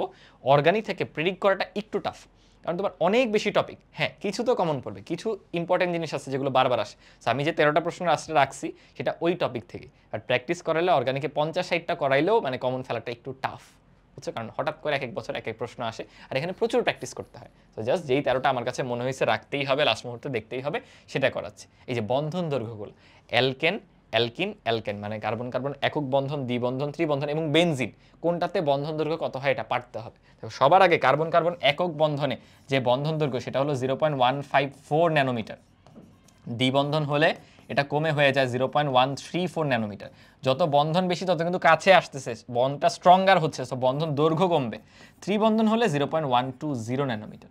আর বেনজিনের ক্ষেত্রে এদের মাঝামাঝি একটা থাকে, দেখো একক আর দ্বিবন্ধন দুইটা মিলে মাঝামাঝি থাকে 0.139 ন্যানোমিটার, বুঝছো? এই চারটা যেন মনে রাখো। আমাদের দেখো সিরিয়াল করতে দিছে, সবচেয়ে বেশি আসবে অ্যালকেনে, মানে এটাকে বলছে জেড, জেড হলো সবচেয়ে বেশি, মেলায় দেখো এই যে জেড দুইটাতে আছে, জেড হলো সবচেয়ে বেশি, তারপর হবে অ্যালকিন মানে হলো এইটা অ্যালকিন, অ্যালকিন কততে আছে বলো এক্স, জেড এর পরে এক্স, জেড এর পরে এক্স, কই কই এই যে এইটা ডি নাম্বারটা কাঙ্ক্ষিত উত্তর, তাও নিজেরা একটু চেক দিয়ে নিও। পরেরটায় যাচ্ছি, দেখো বলছে এই যৌগটির IUPAC নামকরণটা আমাদের করতে হবে, ঠিক আছে? তাহলে আমরা কিভাবে শুরু করব? সাধারণত ব্র্যাকেটে যেগুলো দেওয়া থাকে সেগুলো হচ্ছে শাখায় থাকে, বাট এক্ষেত্রে মূলকটা দেখো কার্বনিল মূলক, কার্বনিল মূলক কিন্তু তুমি চাইলেও এটা যেহেতু দ্বিযোজ্যতা বিশিষ্ট শাখায় দিতে পারবে না, এটা শিকলের মধ্যেই দিতে হবে। তো বেসিক্যালি এখানেই বোঝাচ্ছে যে C ডাবল বন্ড ও দেন CH2 দেন আবার C ডাবল বন্ড ও আবার CH2 দেন আমাদের মেইন যে কার্যকরী মূলক বা ফাংশনাল গ্রুপ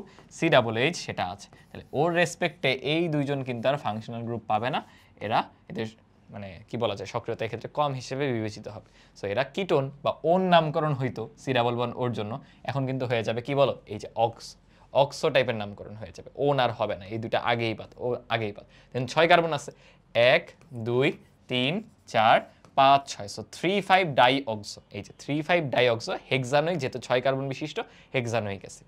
বুঝলাম যে বেসিক কিছু নামকরণগুলো প্র্যাকটিস করে যাও কোয়েশ্চেন ব্যাংক থেকে, কারণ নামকরণে অনেক টাইপ হতে পারে, এত আমরা লাস্ট মুহূর্তে দেখবো না। আচ্ছা, এই যৌগের গাঠনিক সমাণু কয়টি? দেখো তো এটা একটা অ্যালকেন না, C5H12 CnH2n+2। সো 5টা কার্বনকে তুমি যতভাবে আরও লিখতে পারো গাঠনিকভাবে সমাণু করে, ধরো এই হলো 5টা কার্বন, আমি আর হাইড্রোজেন দিলাম না, তুমি চাইলে এমন করতে পারো 4টা দিলা শিকলে, 1টা দিলা শাখায়, গেল। আর কি অন্যভাবে শাখা বানাতে পারো না? যদি তুমি আরেকটা কাজ করো, 3টা দিলা শিকলে, 2টা দিলা শাখায়, এভাবে। এই আর কি কোনো কিছু করা যায় কি না চিন্তা করো তো। 5টা তো আছেই, 4টার ক্ষেত্রে তুমি শাখা এখানে দাও আর এখানে দাও, একই কথা, মানে এখানে দিলেও কার্বন এটা 1 2 হবে, এখানে দিলেও কার্বন 1 2 হবে, রাইট। আবার তুমি যদি আরেকটা শাখা এখানে দাও এখানে দাও, তাহলে তো 5 কার্বন বিশিষ্ট হয়ে গেল। আচ্ছা, তাহলে যদি 3 কার্বন বিশিষ্ট হয় শাখাটা এভাবে বানাইতে পারো, আর কি কিছু করার সুযোগ আছে কিনা? আমার কাছে তো মনে হচ্ছে না আর কোনো কিছু সুযোগ নাই। সো বেসিক্যালি এখানে গাঠনিক সমাণু তুমি 3টাই বানাইতে পারতেছো, সর্বোচ্চ 3টাই বানাইতে পারতেছো। অলরাইট, পরেরটাই যাই। কোনটি আলোক সক্রিয় যৌগ? কাইরাল কার্বন খুঁজতে হবে, কাইরাল কার্বন খুঁজতে হবে, মানে কার্বনের এক হাতে 4টা হাতেই ভিন্ন মূলক থাকবে। খেয়াল করো তো এখানে কোথায় আছে এরকম কিছু, এই যে এইটার ক্ষেত্রে কিন্তু আছে। এইখানে কি কল্পনা করা যায়? দেখো এখানে কি কল্পনা করা যায়, এখানে কি আছে আদৌ?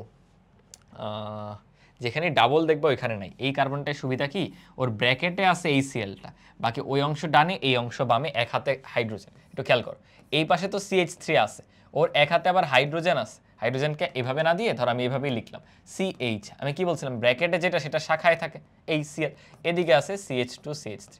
এটাকে আরেকটু ভেঙে লিখলে তুমি দেখবা এই যে কার্বনটা তার এক পাশে একটা CH3, উপরে একটা Cl, এই পাশে H2 CH3 আর নিচে আরেকটা হাইড্রোজেন। দেখো 4 হাতে কিন্তু 4টা ভিন্ন মূলক, এটা ইথাইল মূলক, এটা মিথাইল মূলক, এটা ক্লোরাইড, এটা হাইড্রোজেন। সো বেসিক্যালি এইটাই কিন্তু আমাদের আলোক সক্রিয় যৌগ হবে কাইরাল কার্বন থাকার কারণে। আলোক সক্রিয়তাটা দেখেছে। নিচের কোন কার্বোক্যাটায়নটি সবচেয়ে বেশি স্থিতিশীল? 3 ডিগ্রি সবচেয়ে বেশি স্থিতিশীল, দেন 2, দেন 1, দেন মিথাইল। তো 3 ডিগ্রি কিভাবে? যেই কার্বনটায় প্লাস চার্জ আছে তার সাথে আরো 3টা অ্যালকাইল মূলক বা CH3 যুক্ত, সো ডি নাম্বারটা। এটা পারার কথা। এটা কিন্তু কার্বন আয়নটাও পড়েছে, কার্বন আয়নে কিন্তু উল্টা, ফ্রি রেডিক্যালও সেম, কার্বন আয়ন আবার উল্টা, আবার এটা হলো স্থিতিশীলতা, তোমার কাছে সক্রিয়তাও চাইতে পারে, জাস্ট উল্টে দিবা, বুঝছো? এগুলো পড়ে যাওয়া লাস্টে। SN1 রিঅ্যাকশনে কোন ক্রমতে ফলো করে? SN1 এর ক্ষেত্রে দেখো মনে রাখবা 1 এর সাথে 3, মানে SN1 এ 3 ডিগ্রি বেশি স্টেবল, বা SN1 দেয়া হচ্ছে 3 ডিগ্রি অ্যালকাইল হ্যালাইড, বুঝছো? তাহলে 3 ডিগ্রি অ্যালকাইল হ্যালাইড, এই যে এরপরে 2, এরপরে 1, সো এই নাম্বারটাই তো উত্তর হয়ে যাচ্ছে, আর ভাবার তো কিছু নেই, আর ভাবার তো কিছু নেই। পরেরটা যে নিম্নের যৌগগুলোর মধ্যে কোনটা নিউক্লিওফাইল? ইলেকট্রোফাইল বা নিউক্লিওফাইল যে কোনো একটা আসতে পারে। কিভাবে চিন্তা করবা? নিউক্লিওফাইল মানে তার প্লাস লাগবে, নিউক্লিয়াস লাগবে, তার আর মাইনাস লাগবে না, প্লাস লাগবে। তাহলে যে প্লাস সে কি আর প্লাস চাবে? সে তো আরো মাইনাস চাবে। এরা আগেই পাত, এই দুজন আগেই পাত, এই দুজন আগেই পাত। হ্যাঁ, এই দুজনের ক্ষেত্রে খেয়াল করো, AlCl3 অষ্টক সংকোচন ঘটছে, লাস্টে 3 দুগুণে 6টা ইলেকট্রন, ও আরো ইলেকট্রন চায়, ও হবে না। বাট এর দেখো মুক্ত জোর আছে, ও ইজিলি H+ এর সাথে বন্ড গঠন করতে পারে, নিউক্লিয়াস হিসেবে কাজ করতে পারে, নিউক্লিওফাইল হিসেবে কাজ করতে পারে। অর্থাৎ এই নাম্বারটা হবে নিউক্লিওফাইল, যে প্লাসকে আকর্ষণ করে। বুঝলাম, ঠিক আছে। পরেরটায় গেলাম, কোন মূলকটি বেনজিন চক্রের বিক্রিয়ায় মেটা নির্দেশক? এই যে মেটা নির্দেশক নাকি অর্থপ্যারা নির্দেশক, এখান থেকেও কিন্তু প্রচুর প্রশ্ন আসে। মেটা নির্দেশক হচ্ছে এখানে, মনে রাখবা যেখানে বাইরের দিকে টানটা আছে, তোমার NH2 এর ক্ষেত্রে অ্যামিন মূলকে N কিন্তু ভেতরে সাপ্লাই দেয় মুক্তজোর, Cl নিজে টানলেও ওর মুক্তজোর দিয়ে কিন্তু সাপ্লাই দেয়। ও নিষ্ক্রিয়কারী, বাট নির্দেশক হিসেবে হলো অর্থপ্যারা, এটা মনে রাখবে। হ্যালোজেনগুলো নিষ্ক্রিয়কারী, বাট নির্দেশক হচ্ছে অর্থপ্যারা। অন্যান্য বেলায় কিন্তু সবাই নির্দেশক যা আর অর্থপ্যারা, মানে যদি সে ইয়ে হয় সক্রিয়কারী হয় তাহলে অবশ্যই অর্থপ্যারা হয়, আর নিষ্ক্রিয়কারী হলে মেটা হয়। বাট ওর বেলায় ও নিষ্ক্রিয়কারী হয়েও ও অর্থপ্যারা নির্দেশক, এই মুক্ত জোটটার কারণে, মনে রাখো। আর মিথাইল মূলক তো ইলেকট্রন পুশিং গ্রুপ, আমরা সবাই জানি, এই অক্সিজেনটা নাইট্রোজেনের থেকে টান দিবে। তো মনে রাখবা যে অ্যাটাচ তার সাথে যদি অক্সিজেন টাইপের কিছু থাকে, যেমন ধরো কার্বন অ্যাটাচ তার সাথে আছে COOH, ধরো কার্বন অ্যাটাচ তার সাথে আছে CHO, এই টাইপের জিনিসগুলো হলো নিষ্ক্রিয়কারী মূলক। সো এরা হলো মেটা নির্দেশক, অর্থাৎ বি নাম্বারটা হবে আমাদের কাঙ্ক্ষিত আনসার। পরেরটায় যাচ্ছি, শুষ্ক ইথারে অ্যালকাইল হ্যালাইড থেকে অ্যালকেন তৈরি হয়, অ্যালকেন তৈরি করা হয়, এটা কোন বিক্রিয়ার মাধ্যমে? আমরা সবাই জানি এটাকে বলা হয় উডস বিক্রিয়া। উডস বিক্রিয়া শুষ্ক ইথার বা ড্রাই ইথারের উপস্থিতিতে করা হয়। এই যে অ্যালকাইল হ্যালাইড থেকে ধরো CH3X এর সাথে আমরা সোডিয়াম ধাতু দিয়ে দিছি ড্রাই ইথারের উপস্থিতিতে। এখান থেকে কী হবে, এর দুই ইউনিট একে অন্যের সাথে যুক্ত হয়ে দুইটা CH3 বানায় ফেলবে, আর ওইদিকে NaX তো আছেই, সোডিয়াম হ্যালাইড তো তৈরি করবেই, সমতাকরণ নেসেসারি না। অ্যালকাইল হ্যালাইডের E2 অপসারণ বিক্রিয়ায় অ্যালকোহলিক, আমরা দেখবা KOH বা NOHটা অ্যালকোহলেরও নেই।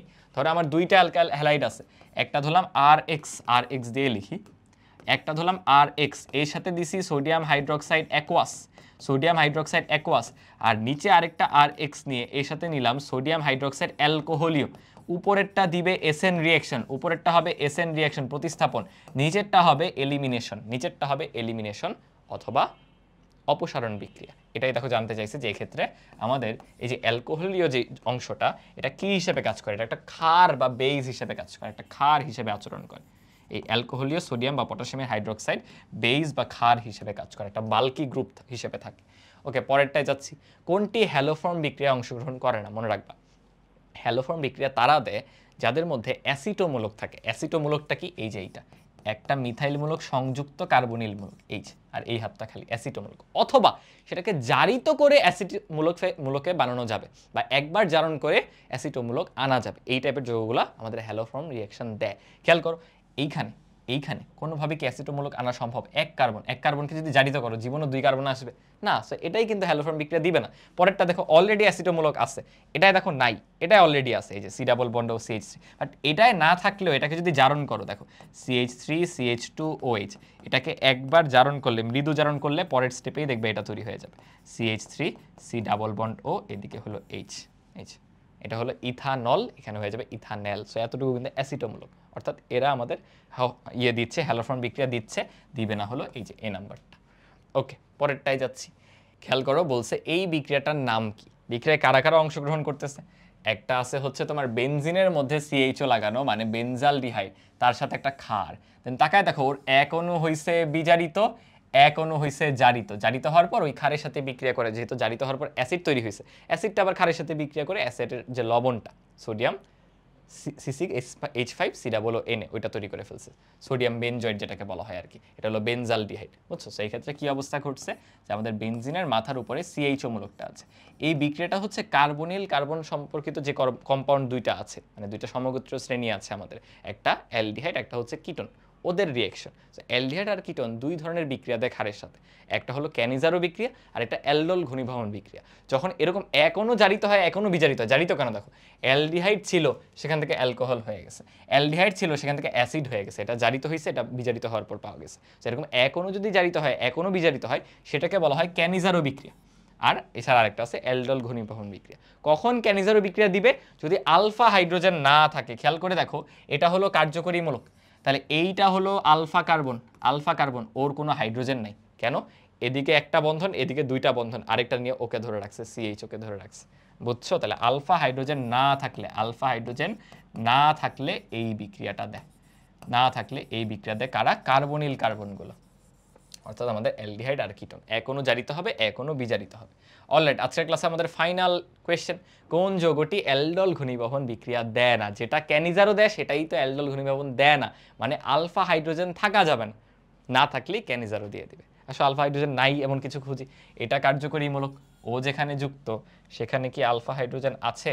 এটা কিভাবে দিল? 3টা CH3, মাঝখানে কিছু না, এখানে একটা প্রিন্টিং মিস্টেক হয়েছে, বুঝছো? এটা C আছে, এখানে একটা C আছে, অ্যাকচুয়ালি এই মাঝখানে একটা C আছে, ধরে নাও যে C দেন CHO, মানে সংকেতটা এরকম, C এর সাথে আছে CHO, এই পাশে আরো আমাদের 3টা মিথাইলমূলক সংযুক্ত, তাহলে চিন্তা করে দেখো, এটাতেই তো আলফা হাইড্রোজেন নাই, কেন? এই যে কার্যকরী মূলক, এই যে আলফা কার্বন, এই কার্বনের কোনো হাইড্রোজেন আছে? আলফা হাইড্রোজেন কিন্তু নেই, এই কারণে এটা আমাদের অ্যালডোল ঘনীভবন দিবে না, দিবে হচ্ছে ক্যানিজারো রিঅ্যাকশন। বুঝলাম? পরেরগুলোতে দেখো, এটা হলো আলফা কার্বন, তার কিন্তু হাইড্রোজেন আছে, এটা হলো আলফা কার্বন, তার এই যে পাশে কিন্তু হাইড্রোজেন আছে। বুঝছো? এটা না তো, সরি, এটাই তো কার্যকরী মূলক, C double bond. Alpha carbon হয় এটা, না হয় এটা, দুইটাতেই দেখো হাইড্রোজেন আছে। এই যে কার্যকরী মূলক, এই যে আলফা কার্বন, দেখো আলফা হাইড্রোজেন কিন্তু আছে। আলফা হাইড্রোজেন এটাকে বলো, না হয় এটাকে বলো, যেটা ইচ্ছা, এখানে আলফা হাইড্রোজেন আছে, এটাতেই নাই, তাই এটা উত্তর হচ্ছে। বুঝতে পেরেছো? সো এই ছিল মোটামুটি আমাদের আজকের ক্লাস। আমি চেষ্টা করছি যে প্রত্যেকটা চ্যাপ্টারে যেই টপিকগুলো অনেক বেশি গুরুত্বপূর্ণ সেগুলো থেকে কোয়েশ্চেনগুলো সলভ করা দিয়ে তোমাদের অবশ্যই আরও বেশি প্র্যাকটিস করতে হবে, আরও বেশি পড়তে হবে। বাট পরীক্ষার একদম লাস্ট মুহূর্তে একটা কম্প্যাক্ট রিভিশন কম টাইমের মধ্যে যদি ক্লাস দেখে করতে চাও, সেটার জন্য আমার এই প্লে লিস্টটা। ঠিক আছে, লাস্টের ক্লাস এই পর্যন্তই। দেন দেখা হচ্ছে হায়ার ম্যাথসের টপ 100 MCQ ক্লাসে। আল্লাহ হাফেজ সবাইকে, আসসালামু আলাইকুম।